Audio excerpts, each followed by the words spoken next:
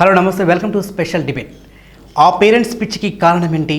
పిల్లలను చంపుకోవడంలో ఉన్మాదం ఏంటి? చిత్తూరు జిల్లా మదనపల్లి జంట హత్య కేసులో విస్తుపోయే నిజాలు బయటకు వస్తున్నాయి. పిచ్చి పీక్స్కి చేరింది, ఉన్మాదం నరనరన వంటబట్టింది. మదనపల్లి జంట హత్య కేసులో షాకింగ్ నిజాలు ఒక్కొక్కటి బయటపడుతున్నాయి. చనిపోయిన కుక్క మళ్ళీ ఎక్కడైనా బ్రతుకుతుందా? పోలీస్ రిమోట్ రిపోర్ట్స్లో ఇలాంటి విస్తుపోయే నిజాలు బయటకు వచ్చాయి. నిజంగా జంట హత్య కేసులో అలైకిదే కీలక పాత్ర. తన డైరెక్షన్లోనే ఇదంతా జరిగిందని చెప్పేసి తల్లిదండ్రుల విచారణలో చేరింది. నిజానికి మరి హత్య చేసింది ఎవరు? ఎవరి డైరెక్షన్లో జరిగింది? ఇది నిజంగా డ్రామానా? ఇదంతా విశ్లేషించడానికి మన ముందున్నారు ఆస్ట్రో సైకాలజిస్ట్ నాగ్నాథ్ గారు, అదేవిధంగా స్పిరిచువల్ ప్రాక్టీషనర్ అడ్వకేట్ శ్రీధర్ గారు. నమస్తే sir, welcome to special debate. So Chittoor జిల్లా మదనపల్లి కేసు నిజంగా రోజు రోజుకు ఒక్కొక్క కోణం మలుపు తిరుగుతుంది. అదేవిధంగా కేసు ఎటువైపు పోతుంది కూడా అర్థం కావట్లేదు. అండ్ రోజు రోజుకు ఒక కొత్త న్యూస్ నిజంగా పోలీసు విచారణలో సో ఇంకొన్ని బయటపడితే, అదేవిధంగా ఈ డాక్టర్స్ విషయంలో అంటే వాళ్ళని ఆసుపత్రికి తీసుకెళ్ళి సో ఈ సైకాలజిస్టులు వాళ్ళని అంటే ట్రీట్మెంట్ చేయగా సో వాళ్ళకు కొన్ని అంటే మానసిక వ్యాధులు కూడా ఉన్నాయని చెప్పేసి చెప్పుకోవడం అంటే చెప్పడం జరిగింది. సో నిజానికి అంటే వీళ్ళు ఈ కేసును తప్పుదో పట్టడానికి వీళ్ళు చేస్తున్న ప్లాన్ నిజంగా వీళ్ళకు మానసిక వ్యాధి అనేది ఉందా, లేదంటే ఇది మొత్తం అలేఖ్య డైరెక్షన్లో జరిగిందా? అసలేంటి మీరేమంటారు? అంటే మనకి కేసు ఇన్ఫర్మేషన్ ఇప్పుడు మనకి ఏదైతే మీడియాలో సోషల్ మీడియా ద్వారా ఏదైతే ఇన్వెస్టిగేషన్ ఇన్ఫర్మేషన్ ఏదైతే ద్వారా మనకి ఏదైతే అవైలబుల్ ఉందో దాన్ని బట్టి మనం ఆలోచిస్తే ఇది ఫస్ట్ ఆఫ్ ఆల్ దీన్ని మనము డెల్యూజన్ డిజార్డర్ కింద తీసుకోవచ్చు ఫస్ట్ ఆఫ్ ఆల్. ఎందుకంటే ఇప్పుడు ఉన్నటువంటి ఎవిడెన్సెస్ అన్నీ కూడా వాళ్ళకి ఏదైతే రియాలిటీకి దూరంగా అంటే వాస్తవాలకి రేషనల్ ఫ్యాక్ట్స్కి దూరంగా ఒక మానసికమైనటువంటి స్థితిని మనం ఏర్పరచుకుంటాం చూడండి, అది వాస్తవాలకు అసలు సంబంధమే ఉండదు. అటువంటి స్థితి కలిగిన వాళ్ళకే ఈ డెల్యూజన్ డిజార్డర్ ఉంటుంది. దీన్ని మనం గతంలో పారానాయిడ్ డిజార్డర్ అని కూడా అనేవాళ్ళు గతంలో. అయితే ఈ డెల్యూజన్ డిజార్డర్ ఉంది కాబట్టి వీళ్ళకి స్క్రిజోఫీనియా సిమ్టమ్స్ లేకపోతే హాలుసినేషన్ రిలేటెడ్ సిమ్టమ్స్ అన్నీ ఉన్నట్టు ఇప్పుడు వాళ్ళు చెప్పినటువంటి కథనాల ప్రకారము మనం చూసినటువంటి వీడియోల ప్రకారం మనకు తెలుస్తుంది. వాళ్ళ ఫాదర్ మదర్ ఏం మాట్లాడుతున్నారు, వాళ్ళ మదర్ ఎందుకు అంత అగ్రెసివ్గా మాట్లాడుతుంది, వాళ్ళు ఎందుకు వాళ్ళకి ఒక దైవత్వం ఉంది లేకపోతే దైవాంశ సంబూతులని భగవంతుడు ఆవహిస్తాడని ఇట్లా రకరకాల మాటలన్నీ కూడా మనం వీడియోలో సైంటిఫికల్గా చూసాం. అయితే ఇక్కడ ఇంట్రెస్టింగ్ పాయింట్ నాకు ఏమనిపించింది టోటల్ ఇన్వెస్టిగేషన్ కేసులో, అలేఖ్య మొత్తం ప్రొఫైల్ మీరు ఒకసారి చెక్ చేస్తే ఆమె 9th క్లాస్ నుంచి ఇప్పటి వరకు లేటెస్ట్ ట్వీట్స్ వరకు కూడా చూస్తే ఆమె మొత్తం కెరియర్లో మీరు చూసుకుంటే ఆమె చిన్నప్పుడు 9th క్లాస్ ఏజ్లోనే నాకు భగవంతుడు ఆవహిస్తాడు, భగవంతుడు నాతో కలుస్తాడు, భగవంతుడితో నేను మాట్లాడతాను, నేను కలుస్తాను అన్నటువంటి భావనని ఆమె చాలా స్ట్రాంగ్గా అడాప్ట్ చేసుకుంది. ఇట్లా అడాప్ట్ చేసుకుని చాలా చిన్న వయసులో ఉన్న వాళ్ళందరినీ కూడా సైకాలజీలో మీకు ఎమోషనల్లీ అన్స్టేబుల్ పర్సనాలిటీ డిజార్డర్ కింద చూడొచ్చు. వీళ్ళని అంటే వీళ్ళకి భావోద్వేగాల మీద నియంత్రణ ఉండదు, వీళ్ళు రెగ్యులర్గా కలిసే వ్యక్తులు, వీళ్ళు చదివే పుస్తకాలు, వీళ్ళ సోషల్ ఇంటరాక్షన్స్, సోషల్ ఎక్స్పీరియన్సెస్ ఇవన్నీ కూడా వాళ్ళ వ్యక్తిత్వం కింద అనుభవించినటువంటి ఒక సున్నితత్వము, ఇది ఒక మెంటల్ ఇల్నెస్ కింద చెప్పొచ్చు. దీన్ని ఏమంటారు అంటే ఎమోషనల్లీ అన్స్టేబుల్ పర్సనాలిటీ డిజార్డర్ అంటారు. ఇప్పుడు చాలామంది చూడండి వాళ్ళ స్నేహితులతో తిరిగి ఒక 1 month ఇన్ఫ్లుయెన్స్ అయిపోయి నేను కూడా అప్పటి వరకు వాడికి లేని అంబిషన్స్ అన్నీ మాట్లాడతాడు, నేను కూడా అమెరికా వెళ్తాను, నేను కూడా స్పోర్ట్స్లోకి వెళ్తాను, వాడు రోజు టీవీలో క్రికెట్ చూసి నేను కూడా క్రికెట్ ప్లేయర్ని అవుతాను, లేకపోతే ఒక ఇన్స్ట్రుమెంట్ ప్లే చేసే టీవీ ఛానల్ ఎవరైనా ఇన్స్ట్రుమెంట్ ప్లే చేసేవాడిని లేకపోతే ఫుట్బాల్ ప్లేయర్లు ఎవరైనా చూసినప్పుడు మన సమాజంలో సర్వసాధారణంగా ఉండేది అన్నట్టు తొందరగా మనం ఎన్విరాన్మెంట్కి ఎఫెక్ట్ అవుతాం, ఎన్విరాన్మెంట్ని ఎక్కువ అడాప్ట్ చేసుకుంటాం. మనం ఇటువంటి ఎన్విరాన్మెంట్ని అడాప్ట్ చేసుకొని దాంట్లో ఉన్నటువంటి రియల్ ఫ్యాక్ట్స్ ఏంటి, దానికి అనుగుణంగా ఉన్నటువంటి రేషనల్ ఫ్యాక్ట్స్ ఏంటి, నా ఇమాజినేషన్ ఏంటంటే రియాలిటీ బతకకపోవడం అనేది ఆమెకు బాల్యం నుంచి అలవాటు ఉన్నదన్నది ఇప్పుడు ఆమె కేస్ స్టడీలో చాలా ఇంపార్టెంట్ విషయం అది. కానీ దాన్ని ఇప్పటివరకు నిజంగా మీడియా ఎక్కువగా పట్టించుకోలేదు. ఎంతవరకు మర్డర్ జరిగింది, వాళ్ళకి డెల్యూజన్స్ ఉన్నాయి, హాలుసినేషన్స్ ఉన్నాయి, స్క్రిజోఫీనియా ఉంది, వీళ్ళకి మెంటల్ ఇల్నెస్ ఉంది, ట్రీట్మెంట్ అవసరం అని మాత్రమే చెప్తున్నారు తప్ప ఈవెన్ సైకాలజిస్టులు కూడా ఏం చేస్తారంటే వాళ్ళ మొత్తం కేస్ స్టడీ అంతా చూసిన తర్వాత వాళ్ళకి చైల్డ్హుడ్ ఎక్స్పీరియన్సెస్ ఏమున్నాయి. ఇప్పుడు చూడండి ఈ డెల్యూజన్ డిజార్డర్ అన్నది అది జెనెటిక్ ఫ్యాక్టర్ వల్ల రావచ్చు. అంటే తండ్రికి, మేనమామకి, మేనత్తకి, తల్లి తరఫు వాళ్ళకి, తండ్రి తరఫు వాళ్ళకి ఎవరికి ఉన్నా కానీ సైకాలజీ ప్రూవ్ చేసింది సైంటిఫిక్గా ఏంటంటే 2 to 3% వచ్చే అవకాశం ఉందని ప్రూవ్ చేసింది. అదర్ ఫ్యాక్టర్స్ ఏంటి, ఇప్పుడు అసలు డెల్యూజన్ డిజార్డర్కి రూట్స్ ఏంటో ఇప్పటిదాకా సైన్స్ ఐడెంటిఫై చేయలేకపోయింది. తెలుసా మీకు విషయం?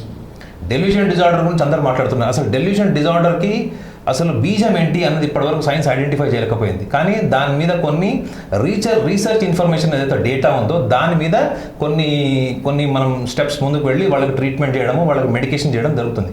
కానీ ఆ రూట్ ఏంటి, అసలు ఈ డెల్యూషన్ డిజార్డర్ రూట్ ఏంటి, ఏ సిమ్టమ్ వల్ల ఈ డెల్యూషన్ డిజార్డర్ వస్తుందంటే ఒకటి జెనెటిక్ ఫ్యాక్టర్ ఒకటి చెప్తున్నారు, రెండోది biological factor brain chemical mechanism వల్ల, ఎన్విరాన్మెంటల్ ఫ్యాక్టర్. ఇప్పుడు ఆ అమ్మాయి ఏదైతే చెప్తుందో పుస్తకాలు చదివి నా రోల్ మోడల్ అతను, నేను ఇతన్ని ఫాలో అవుతాను, ఈ ధర్మాన్ని ఫాలో అవుతానని చెప్తుంది, అదొకటి.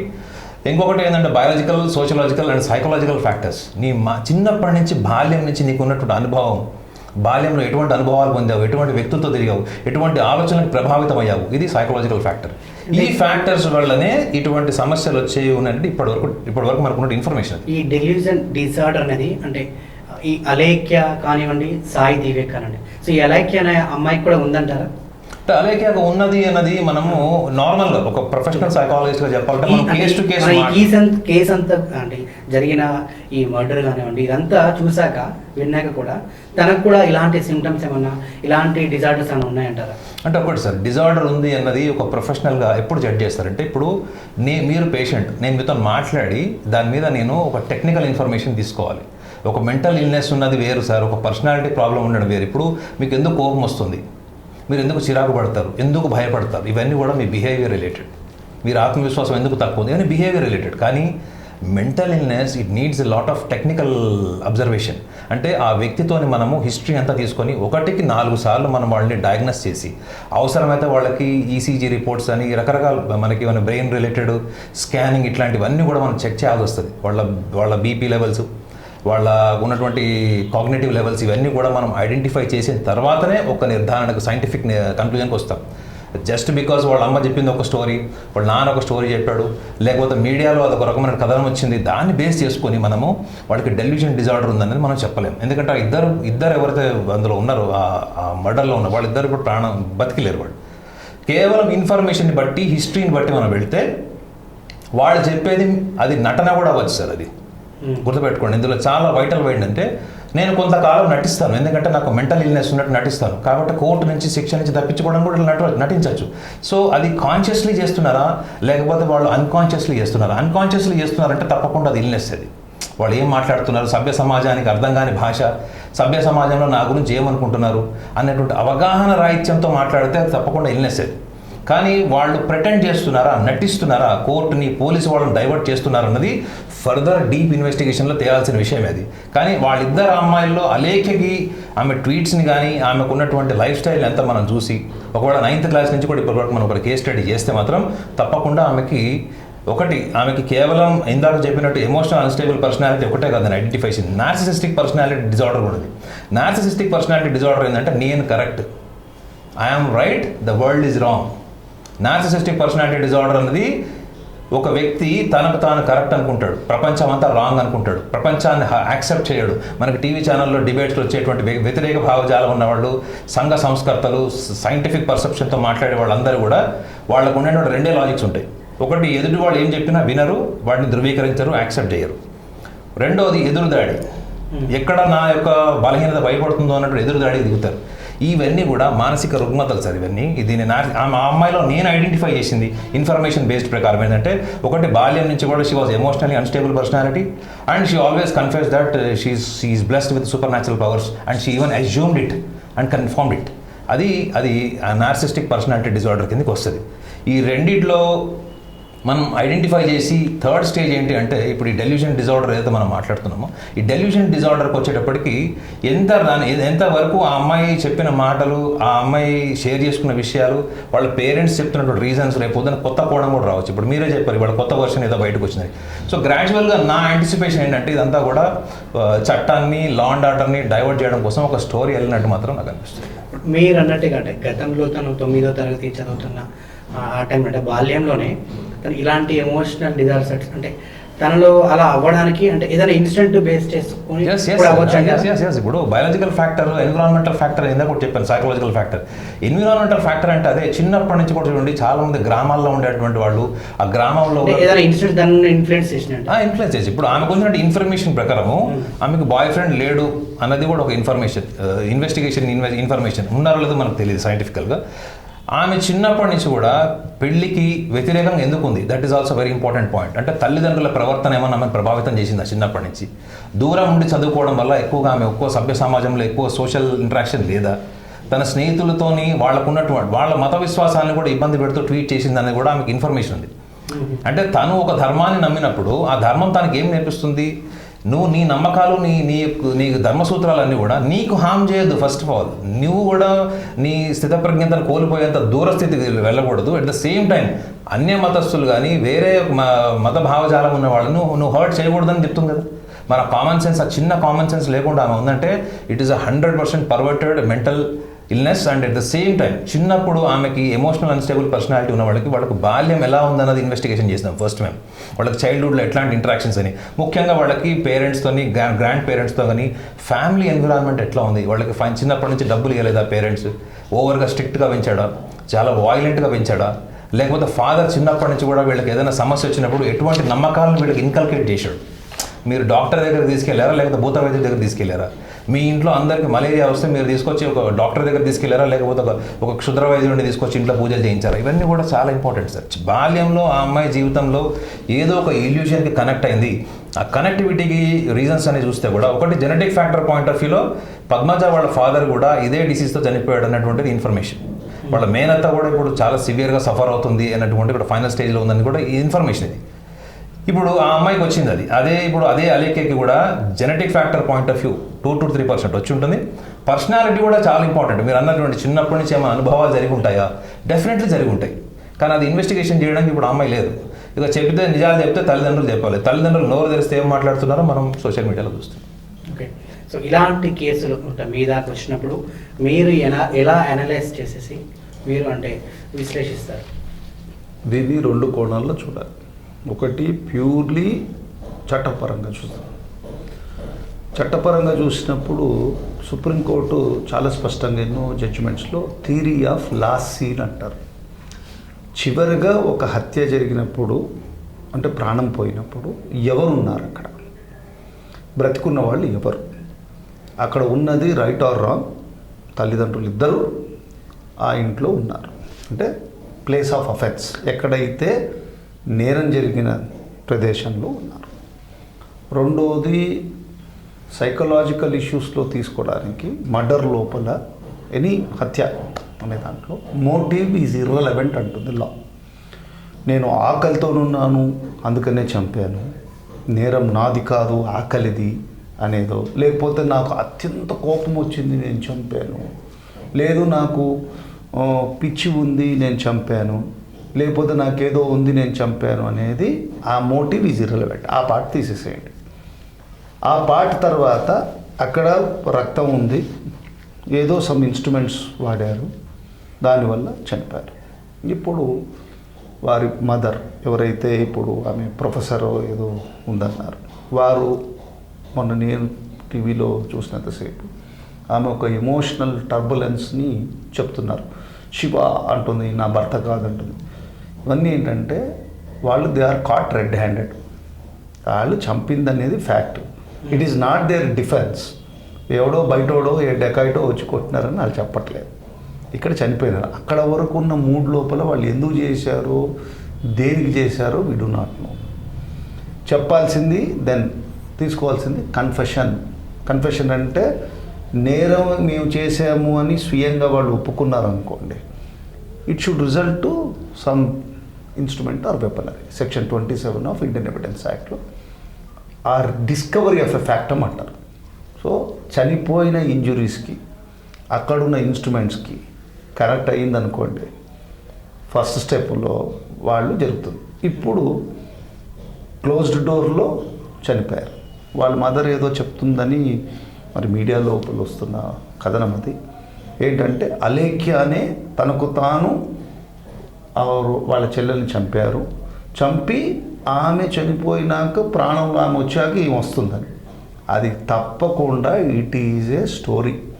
ఎందుకంటే అంతవరకు గుర్తుంది అంటే మిగతా they are consciously they did this act with knowledge and intention. Knowledge ఉంది వారికి ఈ ఇన్స్ట్రుమెంట్తో. సార్ వాళ్ళు ప్రొఫెసర్స్, ఎడ్యుకేటెడ్. ఇలా అయితే ఒక మనిషి ఎడ్యుకేటెడ్ అక్కడ చిన్నపిల్లోడిని కూడా sorry to disturb you, they are qualified, I can say rather educated. Qualified Qualified, not educated. Educated, they don't get into all this such kind of issues. They are qualified people. Simple common sense కదా. చిన్న పిల్లోడిని కూడా ఇప్పుడు చిన్న పిల్లోడు 5 years పిల్లోడే తీసుకోండి, వాడికి చిన్న బాబుని ఇచ్చామనుకోండి, అది తీసుకో బాగా ఎత్తేస్తాడు. ఎక్సెప్ట్ ఏదో కొన్ని కేసెస్ లోపల తమ్ముడు తెల్లగా కావాలని చెప్పి వాషింగ్ మిషన్లో వేసిన ఘటనలు ఉండొచ్చు. It is not their mental perception. ఒకవేళ వాళ్ళు ఉండుంటే వాళ్ళకి రిమార్క్స్ ఫ్రమ్ ది కాలేజ్లో కానీ వారు చెప్తున్న ఇన్స్టిట్యూషన్స్లో వీళ్ళ మీద ప్రొఫెషనల్ పర్ఫార్మెన్స్లో ఎటువంటి డెల్యూషన్స్ ఉంటే బయటపడి ఉండేది. So it is a pretension. నా దృష్టిలో ఏంటంటే ఇట్ ఈజ్ ఎ ప్రిటెన్షన్. ఇప్పుడు సరే వాళ్ళిద్దరు ఉన్నారు కాబట్టి ఇప్పుడు ఏం చేస్తున్నారంటే వాళ్ళు they are trying to create a rift. ఈ మధ్య ఏంటంటే ప్రతి రామ మందిరాన్ని రామతీర్థం లోపల రాముడు పాదాలు తీసేయడం, శిరస్సు ఖండనం చేయడం, ఇంకో చోటు లోపల చేయడం. సో ఇప్పుడు ఏంటంటే డిఫెన్స్ బిల్డప్ చేసుకోవాలి అంటే పాపులర్ పబ్లిక్ బిలీఫ్కి తగ్గట్టు యాక్షన్ చేస్తున్నారు. మెక్నాటన్ అని ఒక రూల్ ఉంది, ఇన్సానిటీని ఎట్లా డిసైడ్ చేయాలి అనేది రూల్. ఇప్పుడు నాగనాథ్ గారు చెప్పినట్టు ఏమంటే డెల్యూషనల్ డిజార్డర్కి కూడా దేర్ ఆర్ డిఫరెంట్ స్ట్రీక్స్. ఒక్కొక్కసారి ఒక మనిషి ఎక్స్ట్రీమ్గా బిహేవ్ చేస్తాడు, తర్వాత విల్ బికమ్ నార్మల్. సో ఆ నార్మల్సీలో ఉన్నప్పుడు దీన్ని డిఫెన్స్ కింద తీసుకోవడానికి ఉండదు. మెక్నాటన్ రూల్ లోపల చాలా స్పష్టంగా it will be criminal procedure కోడ్లో ఒక ప్రొసీజరే ఉంది. ఒకవేళ వాళ్ళు మెంటల్లీ అన్సౌండ్ అయితే they will escape from law. So వీళ్ళు చదువుకొని ఆ రూల్ని స్పష్టంగా ఎనాక్ట్ చేస్తున్న గేమ్ ఇది. రెండవది ఏంటంటే అంటే mentally unsound person cannot be prosecuted. ఒకవేళ అన్సౌండ్ అని చెప్పినారు అనుకోండి, వాళ్ళు ఇక అవసరం లేదు, death is proved already, death జరిగింది వీళ్ళిద్దరే, మేము ఆ స్టేజ్లో చేసినామన్నారు అనుకోండి, అప్పుడేంటి డెఫినెట్గా శిక్ష పడాల్సిందే. ఇక్కడ చూడాల్సింది ఏంటంటే whether they did it with consciousness or not. ఒకవేళ మెంటల్ నిజంగా మనం అనుకున్నట్టు వాళ్ళకి మెంటల్గా అది అంటే చట్టరీత్యా నేరం కిందకి వస్తుంది, నేరం కింద రాదు. ఒకవేళ వాళ్ళు చేసేది అంతే. ఇప్పుడు వాళ్ళు ఒకవేళ ఆ పరిస్థితుల్లో ఉందనుకోండి, Chapter 4 ఆఫ్ IPC భారతీయ శిక్షా స్మృతిలో కొన్ని జనరల్ ఎక్సెప్షన్స్ ఉన్నాయి. ఆ ఎక్సెప్షన్స్ యొక్క ఇదేంటంటే ఎవరైతే నేను బాల్యావస్థలో ఉన్నాడు అనుకో, నేను బాలుడిని అతను ప్రూవ్ చేసుకోవాలి. ఇప్పుడు చూడు, నిర్భయ కేసు లోపల వన్ ఆఫ్ ది అక్యూజ్డ్కి నేను బాలుడిని అని ప్రూవ్ చేసుకోవాల్సి వస్తుంది. నేను ఇంటాక్సికేషన్లో ఉన్నాను అంటే నేను మద్యం మద్దులో ఉన్నాను అనుకోండి, ఆ మద్యం మద్దు ఎంత స్టేజ్లో ఉండాలంటే ఈ should not know the consequences of his acts. అలాగే నాకు పిచ్చి అన్నారు అనుకోండి, ప్రాసిక్యూషన్ యొక్క డిఫెన్స్ ఇతడే నేరం చేశాడు అని స్పష్టంగా చెప్పిన డిఫెన్స్ అక్యూజ్ మీద షిఫ్ట్ అవుతుంది. Burden of proof section 101 of evidence act ప్రకారం బర్డన్ ఆఫ్ ప్రూఫ్ ఏమవుతుంది, slowly section 105 of evidence act కింద వస్తుంది. ఎవరైతే ప్లీడ్ చేస్తున్నారో నేను పిచ్చి అని, ఆ ప్లీడ్ చేసినప్పుడు ప్రూవ్ చేసుకోవాలి. వీళ్ళు పోలీసు వరకు ఏం చేయాలి, ఇక్కడ మర్డర్ అయింది, వీళ్ళిద్దరే ఉన్నారు, థియరీ ఆఫ్ లాస్ట్ సీన్ అని చెప్పాను కదా, చివరిగా చూసిందే వాళ్ళు, వీళ్ళు ఇక్కడ ఉన్నారు, ఆ అమ్మాయి చెప్తే మేము చేసాము, ఆ అమ్మాయికి ఇలాంటి వ్యవహారం ఉంది, ఆ అమ్మాయి ఏదో పుస్తకాలు చదివింది. It is absolutely trash, immaterial for the case ప్రకారం అక్కడ ఎంతవరకు వాడు టైమ్ ఆఫ్ డెత్ ఎప్పుడు, ఆ డెత్ అయిన సమయం లోపల ఎవరున్నారు, ఏదైనా థర్డ్ పర్సన్ ఎవరన్నా ఎంట్రీకి ఛాన్స్ ఉందా, ఎగ్జిట్కి ఛాన్స్ ఉందా, అంతవరకు చూసి నెక్స్ట్ ఉన్నది ఇద్దరు. Now it is for them to explain. చనిపోయింది అలేకే చేసింది, అలేకే వారిని ఆ చిన్న అమ్మాయిని చంపింది, తర్వాత ప్రాణం వస్తుంది. మరి అలేకెళ్ళి చచ్చిపోయింది, అలేకెళ్ళకైతే గొడ్డంతో వేరే ఇన్స్ట్రుమెంట్తో చంపుకోదు కదా. అక్కడ ప్రిజంప్షన్ ఈజ్ అలేకే మీద ఒక మర్డర్కి ఎక్స్ప్లెయిన్ చేసావు, డబుల్ మర్డర్లో కాకపోయినా. బట్ సెకండ్ మర్డర్ ఏంటి, అక్కడ ఎంత ఇంటెలిజెంట్గా గేమ్ ఆడినా అక్కడ దొరికిపోయింది. అక్కడే ఏంటంటే ఆ సెకండ్ మర్డర్ ఆ అమ్మాయి అలా చెప్పింది కాబట్టి ప్రాణంలో వస్తుంది. అంటే ఇక్కడ మనం చూడాల్సింది పురుషోత్తమ నాయుడు గారు వాళ్ళ సిస్టర్కి డెల్యూషన్ డిజార్డర్ ఉంది. సో జెనెటిక్ ఇష్యూ ఉంది. అంటే ఇది ఎమనేట్ అయ్యింది వాళ్ళ ఫాదర్ నుంచి ఎమినేట్ ఉంటుంది పిల్లలకి ఈ క్వాలిటీస్. సరే ఆ అమ్మాయి అట్లా ఉండొచ్చు కాక, అంటే ఇక్కడ ఆ ముగ్గురులో ఆ ఇద్దరు అమ్మాయిలు ఇతడికి ఆ రియాక్షన్ ఉండే ఛాన్స్ ఉంది. సో మిగిలింది ఎవరు? వాళ్ళ మదర్ బిహేవియర్ చూస్తూ ఉంటే ఏ కామన్ సెన్సికల్ ఇప్పుడు ఇలాంటి సైకాలజిస్టులు ఉండవు అనుకోండి. ఈ బాహుబలి లోపల మహామహా నటులు కానీ ఎవ్వరు కూడా లేనంత రేంజ్ లోపల చూసిన వాళ్ళకి యాక్షన్ కనిపిస్తుంది. ఎందుకంటే కోవిడ్ని నేనే ఇంట్రడ్యూస్ చేశాను, నేను అది చేశాను, ఇది చేశాను అని మాట్లాడుతుంది. కోవిడ్ అనేది if you are in mental కండిషన్లో కోవిడా పెన్సిలినా రికగ్నిషన్ ఉండదు. అవును. అయితే ఇక్కడ ఒక్క విషయం మనం మాట్లాడుకోలేదంటే ఇప్పుడు వాళ్ళ ఫాదర్ గురించి కూడా ఒక ఇన్ఫర్మేషన్ వచ్చింది, మదర్ ఫాదర్ గురించి. వాళ్ళ దగ్గర కొన్ని పాయింట్స్ రేజ్ చేసినప్పుడు వాళ్ళు ఎక్కువగా అగ్రెసివ్గా మాట్లాడుతున్నారు ఆన్ సమ్ పర్టికులర్ పాయింట్స్. నార్మల్గా వాళ్ళు 24 అవర్స్లో వాళ్ళు అబ్జర్వ్ చేస్తే కొన్ని టైమింగ్స్లో వాళ్ళు నార్మల్గా ఉన్నారు, కొన్ని టైమింగ్స్లో వాళ్ళు అబ్నార్మల్గా బిహేవ్ చేస్తున్నారు. ఎస్పెషల్లీ నైట్ టైమింగ్స్ అన్నది కూడా ఒక ఇన్ఫర్మేషన్ మనకి సోషల్ మీడియా ద్వారా వచ్చింది. ఇప్పుడు ఇట్లాంటి విషయాన్ని కూడా వాళ్ళు దృష్టిలో పెట్టుకోవాలి. ఆ అమ్మాయి ఊరి నుంచి వచ్చిన తర్వాత ఇక్కడ ఏం జరిగింది, అది జరిగినప్పుడు ఆ అమ్మాయి పేరెంట్స్ని ఏమైనా ప్రతిఘటించిందా ఏదన్నా విషయంలో? ఎందుకంటే ఇప్పుడు ఫాదర్ దీన్ని మనం రిలేట్ చేసుకోవాలి. ఇప్పుడు వాళ్ళ సబ్ కాన్షియస్లో, ఇప్పుడు మీ సబ్ కాన్షియస్లో, నా సబ్ కాన్షియస్లో, శ్రీధర్ గారి సబ్ కాన్షియస్లో కూడా మనకి నచ్చేవి నచ్చనివి కొన్ని ఉంటాయి. కొన్ని ఇన్స్టింక్టివ్ ఫామ్లో మన అన్కాన్షియస్లో ఉంటాయి. అంటే ప్రతి మనిషి కూడా తనకు నచ్చేవి నచ్చనివి అన్నిటిని కూడా సభ్య సమాజంలో ఇమీడియట్గా ఒకటి ఎక్స్ప్రెస్ చేయడు, నచ్చని దాన్ని ఇమీడియట్గా కండెమ్ చేయడు. ఎందుకంటే మనకి విజ్ఞత, కామన్ సెన్స్, అరే మనం సివిల్ సొసైటీలో ఉన్నాం కాబట్టి కొంత ఆర్గనైజ్డ్గా బిహేవ్ చేస్తాం. ఇన్స్టింక్టివ్ ఫామ్లో కనుక మీకు చాలా డీప్ రూట్స్లో ఉంది, నాకు నచ్చని దాని మీద నేను రెబల్ అవుతాను, నాకు నచ్చని దాని మీద నేను అవసరమైతే ఒక హత్య చేయడానికి కూడా వెనకాడను అనేటువంటి స్థాయిలో ఒకవేళ వాళ్ళ ఫాదర్ మదర్ ఉంటే అది ఎప్పుడు ఆపరేట్ అవుతుంది? దానికి ఎఫెన్సివ్ ఎన్వైర్న్మెంట్ క్రియేట్ అవుతుంది. అంటే మీరు రిపీటెడ్గా మీ తల్లిదండ్రులకు నచ్చంది కానీ లేదా వాళ్ళు చెప్పింది మీరు వినకపోవడం వల్ల కూడా యాక్టివేట్ అయ్యే ఛాన్స్ ఉంటుంది.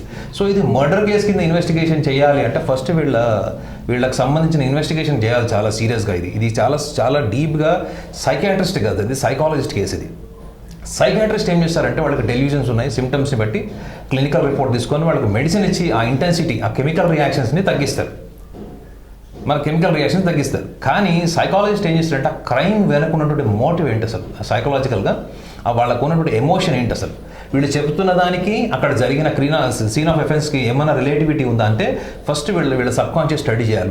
వీళ్ళకి లైక్స్ అండ్ డిస్లైక్స్ ఏంటి, కెమెరా ముందర వచ్చినప్పుడు, మీడియా ముందుకు వచ్చినప్పుడు, పోలీసు వాళ్ళు అడిగినప్పుడు వాళ్ళు డైవర్ట్ చేయడానికో లేకపోతే చాలా అగ్రెసివ్గా మాట్లాడడానికో వాళ్ళు ప్రయత్నం చేస్తారు. కానీ అందులో కూడా ఎక్కడో అక్కడ వాళ్ళు నోరు జారి కొన్ని విషయాలు, ఎందుకంటే వాళ్ళు నోరు జారి ఏదైనా విషయం చెప్పారంటే వాళ్ళు కాన్షియస్లో ఉన్నట్టే, వాళ్ళు అన్కాన్షియస్లో ఉన్నారు, వాళ్ళకి మతిస్థిమితం లేదంటే వాళ్ళు అసలు బట్టలు కూడా వేసుకోరు. ఫస్ట్ ఆఫ్ ఆల్ ఇప్పుడు నీకు మతిస్థిమితం లేని వాడికి నీకు బ్రాండెడ్ బట్టలు ఎందుకు, నీకు హెయిర్ స్టైల్ ఎందుకు, నీకు హెయిర్ టై చేసుకోవడం ఎందుకు, నీకు ఈ బటన్ ఇక్కడ వరకు ఎందుకు పెట్టుకున్నావు, ఎక్కడ ఏ యాంగిల్లో వాడు మతిస్థిమితం ఉన్నట్టున్నారు చెప్పండి. తనను టచ్ చేస్తున్న టైంలో కూడా టచ్ చేయదని కూడా తను అంటే మీరు టెస్ట్ చేసుకోండి, కరోనా టెస్ట్ చేస్తాం మేము అన్నప్పుడు తన నోస్లో ఆమెకి చైతన్యం ఉంది. తన భర్త వచ్చి టచ్ చేస్తుంటే ఇక రోజు నుంచి నువ్వు నా భర్త కాదు, నేను చెబుతుందంటే కాదు, అక్కడ ఒక విషయం ఉంది. భర్త కాదు అనే దానికి చెప్పకనే కొట్టిన వాడెవరు? అకార్డింగ్ టు ఇన్వెస్టిగేషన్ బిడ్డల్ని హస్బెండ్. సో అక్కడ రియలైజేషన్ అవుతుంది మనం ఏదో చేసేసాము, తప్పు జరిగింది అనేదానికి. నువ్వు నాకు కాదు, it's a dual defence mechanism. సరే తప్పు చేశారు లేదు అనేది తేల్చవలసింది కోర్టు. కానీ థియరీ ఆఫ్ లాస్ సీన్ ఇందాక నేను చెప్పాను, సుప్రీంకోర్టు అరుషి మర్డర్ కేసు కూడా మీరు గుర్తుండొచ్చు. ఒక 15-20 years బ్యాక్ సెన్సేషన్ జరిగింది. ఆ అమ్మాయిని నీట్గా క్లినికల్ దీంతో కోసారు. వాళ్ళ ఫాదర్ వాజ్ ఏ డెంటిస్ట్.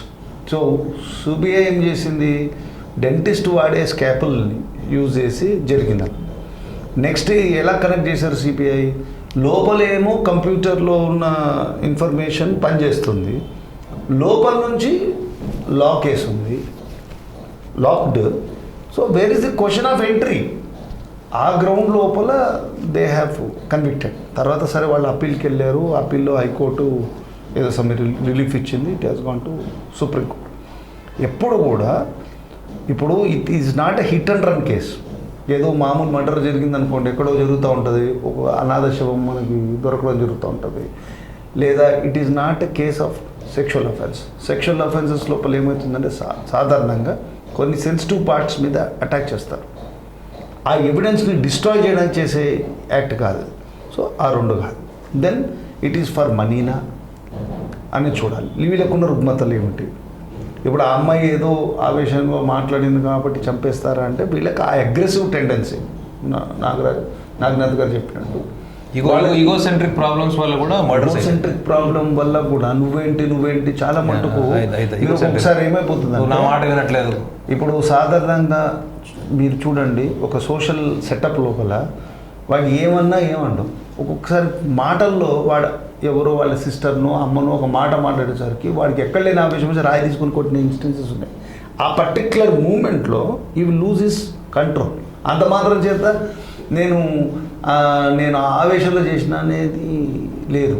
కానీ బట్ ఐపీసీ 300 నుంచి ఏం చూస్తుందంటే that provocation is so grave to cause the murder అని చూస్తారు. సో వాళ్ళిద్దరు పిల్లలు ఇంట్లో ఉన్నారు. Whatever may be the reason, there is no aggression presumed. వాళ్ళు ఏం బయట వాళ్ళు కాదు, లేకపోతే వీళ్ళకి సెన్స్ ఆఫ్ డెత్ ఏం లేదు. ఇప్పుడు రైట్ ఆఫ్ ప్రైవేట్ డిఫెన్స్లో కూడా ఏమవుతుందంటే ఎవడన్నా కత్తి తీసుకొని వచ్చి మనం పొడవడానికి వచ్చేటనుకోండి, పొడవడానికి వచ్చినప్పుడు నువ్వు ప్రాణాన్ని రక్షించుకోవడానికి you can kill, you should not be an aggressor. So ఇక్కడ ఆ ఇన్స్టెన్సెస్ ఏమీ చెప్పట్లేదు, ఏదో పిల్లలే తల్లిదండ్రులని అటాక్. శ్రీధర్ గారు, ఇంకొక కోణం కూడా మనం ఆలోచించవచ్చు. ఇప్పుడు 3 రోజులు క్షుద్ర పూజలు జరిగాయని ఎవిడెన్సెస్ ఉన్నాయి. ఆ క్షుద్ర పూజలు ఎవరు చేశారో అతన్ని కూడా మీడియా ముందుకు తీసుకొచ్చారు. అంటే ఎవరినైతే వీళ్ళు కన్సల్ట్ చేశారు, అది వాళ్ళకి సీసీ కెమెరా ద్వారా వచ్చింది. ఇక్కడ నా యాంగిల్ ఆఫ్ థాట్ కూడా ఏముండిందంటే, ఇప్పుడు 3 రోజులు క్షుద్ర పూజలు చేశారు. ఈ క్షుద్ర పూజలు చేయడం అనేది మొట్టమొదటిసారి జరిగిందా వీళ్ళ ఇంట్లో? గతంలో ఏ సమస్య వచ్చినా మొట్టమొదటిసారి జరిగిందా? ఇది ఎవరు ఇనిషియేట్ చేశారు? ఇది అలేఖ్య ఇనిషియేట్ చేసిందా? పేరెంట్స్ ఇనిషియేట్ చేశారా? మనకి పరిఫరాలుగా పైకి చెప్పే ఇన్ఫర్మేషన్ కాదు సార్ ఇది. ఇంకొక విషయం కూడా ఏంటంటే, ఇది వీళ్ళ ఇంట్లో కొత్తగా మొట్టమొదటిసారి 23 days క్షుద్ర పూజలు జరిగాయా?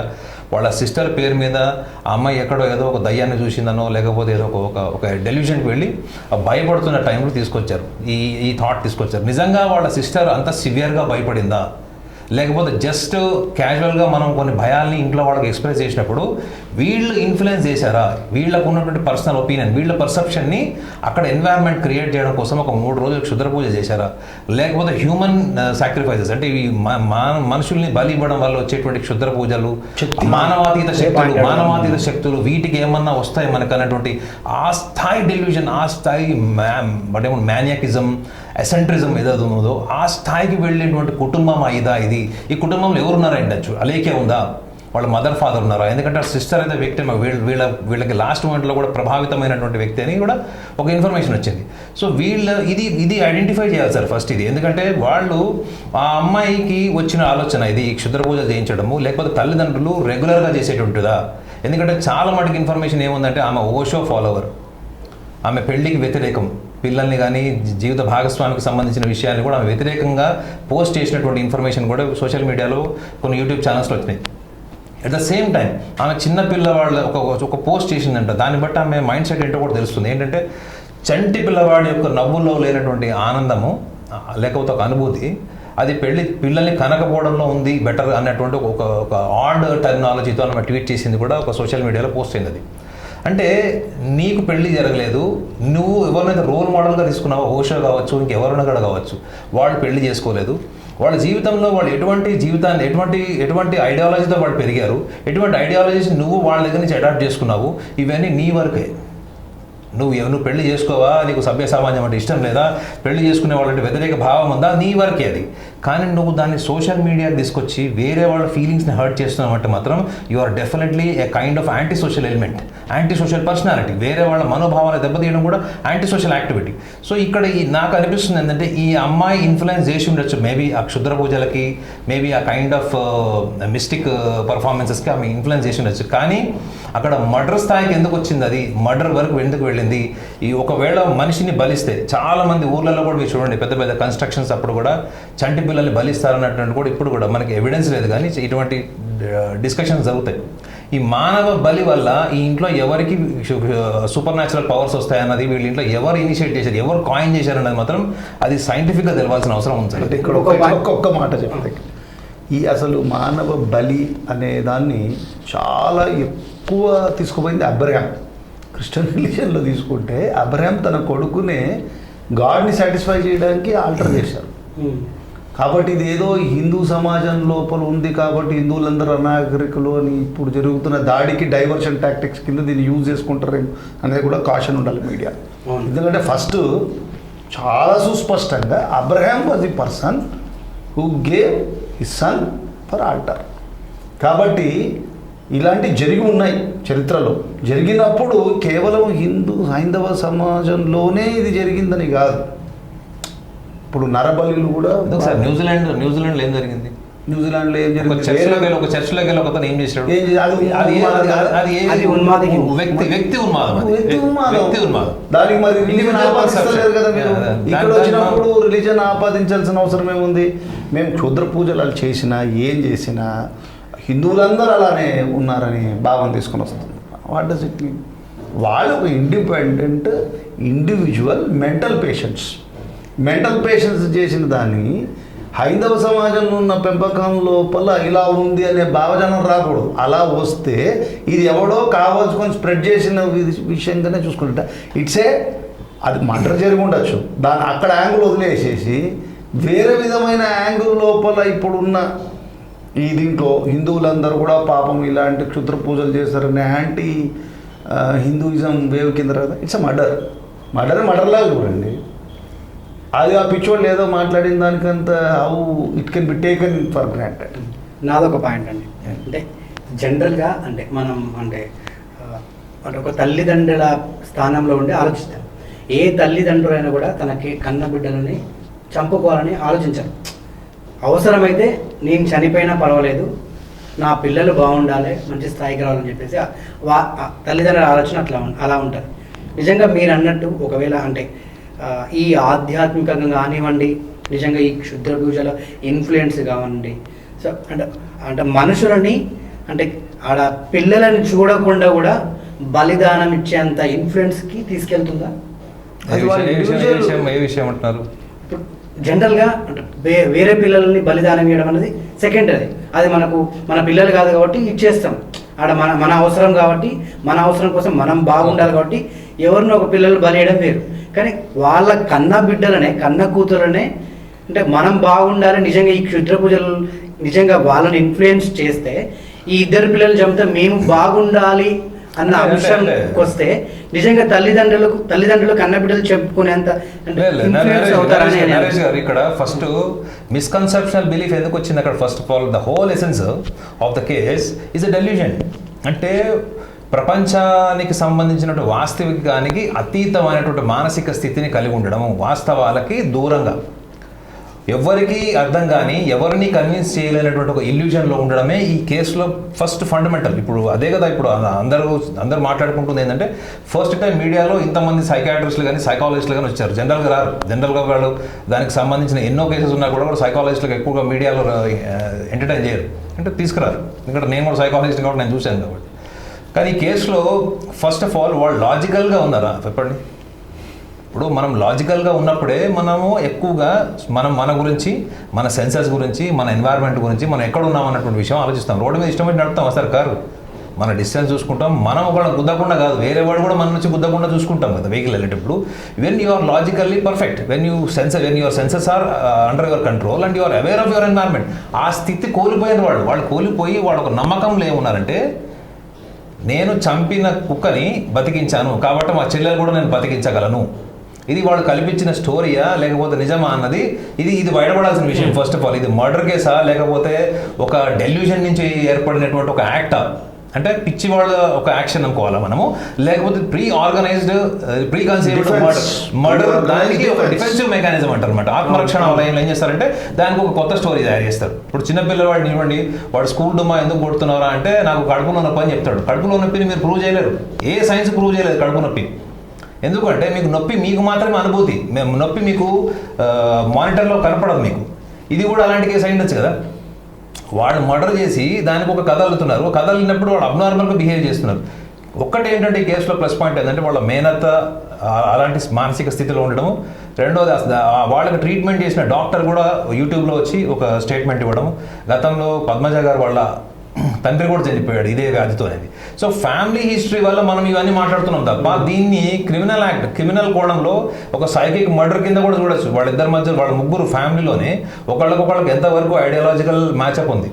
ఈ అమ్మాయి అట్లాంటి ట్వీట్స్ ఎందుకు చేసింది అంటే మ్యారేజ్ లైఫ్కి సంబంధించి కానీ, రిలీజియన్స్కి సంబంధించి కానీ, పిల్లలకు సంబంధించిన ట్వీట్ చేసింది అంటే ఆమె పర్సెప్షన్ టువర్డ్స్ పేరెంట్స్ ఏంటి అసలు? ఫస్ట్ ఆఫ్ ఆల్ వాళ్ళిద్దరు భార్యాభర్తలే కదా. ఈమెకు సభ్య సమాజంలో పెళ్ళంటే ఇష్టం లేకపోయి ఉండొచ్చు, బ్యాచులర్గా ఉండడం ఇష్టం ఉండొచ్చు. ఓషో కూడా బ్యాచులర్ కాబట్టి నేను కూడా ఓషో లాగా ఉంటాను అనుకోవచ్చు.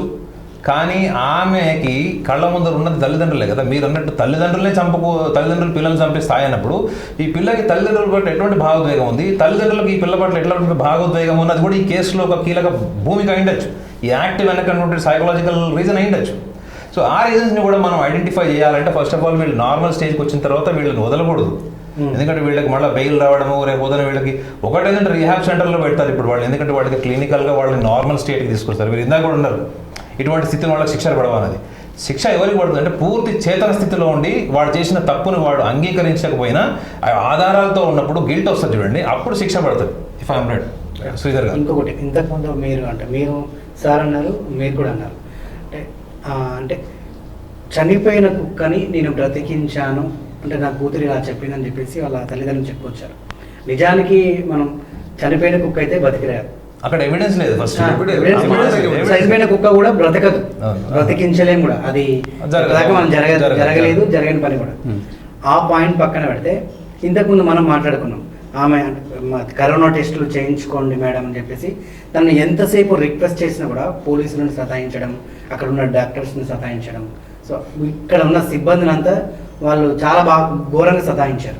సో అక్కడ కూడా తన భర్త అని చెప్పి కూడా తను మాట్లాడడం, ఇదన్నట్టు మీరు ఇంతకుముందు అన్నట్టు అంత నీట్గా బట్టలు వేసుకోవడం, మతి స్థిమితము నిజంగా వాళ్ళకు నిజంగా వేరే అరెస్టేషన్లో ఉన్నా కానీ, నిజంగా వాళ్ళకు ఒక ఇలాంటి వ్యాధి ఉన్నా కానీ, సో ఇంత పర్ఫెక్ట్గా మనుషులు ఉండాలని చెప్పేసి నా వాదన. 100% అది ప్రాక్టికల్గా చూస్తే సార్ నాకు ఒకటైతే అనిపించింది ఏంటంటే ఇప్పుడు ఆ అమ్మాయి ఐఆర్ఎఫ్ కూడా క్వాలిఫైడ్, ఎవరు అలేఖ్య అనుకుంటా కదా ఫర్ ఇన్ఫర్మేషన్. ఐఆర్ఎఫ్ కూడా తర్వాత మళ్ళీ ఐపీఎస్కో దేనికో సివిల్స్కి ప్రిపేర్ అవుతుందని కూడా వెయిట్ చేస్తుందని ఇన్ఫర్మేషన్ ఉంది. అంత చదువుకున్న అమ్మాయి ఎందుకంటే it's not that easy no. ఇప్పుడు మీరు బ్యాచిలర్గా లైఫ్ లీడ్ చేస్తూ మీరు సివిల్స్కి టాపర్ అవ్వాలి, సివిల్స్ మీరు అనుకున్న ఆస్పిరేషన్స్కి రీచ్ అవ్వాలంటే మీకు ఎంత ఫోకస్ కావాలి, ఎంత మీకు ఆల్మోస్ట్ మీ కాన్సన్ట్రేషన్. ఫస్ట్ థింగ్ ఏంటంటే ఇట్లా అబ్నార్మల్ సైకి ఉన్న వాళ్ళకి మెమరీ ఇన్బ్యాలెన్స్ ఉంటుంది సార్. మెమరీ బ్యాలెన్స్ ఉండదు. ఇంత అబ్నార్మల్ ఉన్న వాళ్ళకి వాళ్ళు ఒక పుస్తకం చదివి ఆ పుస్తకానికి సంబంధించిన సంపూర్ణమైనటువంటి ఇన్ఫర్మేషన్ రేపు పొద్దున వాళ్ళకి వచ్చేటువంటి క్వశ్చన్స్కి ఆన్సర్ చెప్పేటువంటి మానసిక స్థితి ఉండదు ఫస్ట్ ఆఫ్ ఆల్. అయితే ఈ అమ్మాయికి అది ఉంది అంటే షీఈస్ కాన్షియస్లీ పర్ఫెక్ట్.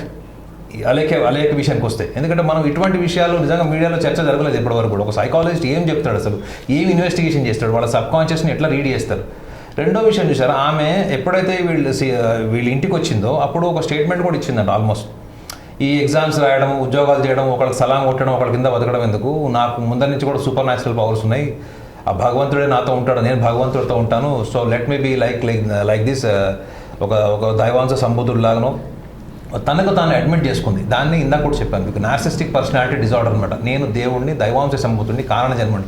ఇదే డిజార్డర్ ఓషోకు ఉందని ఆయన 7.5 years అతనితో అసోసియేట్ అయినట్టు సైకియాట్రిస్ట్ ఇచ్చిన రిపోర్ట్ కూడా ఉంది.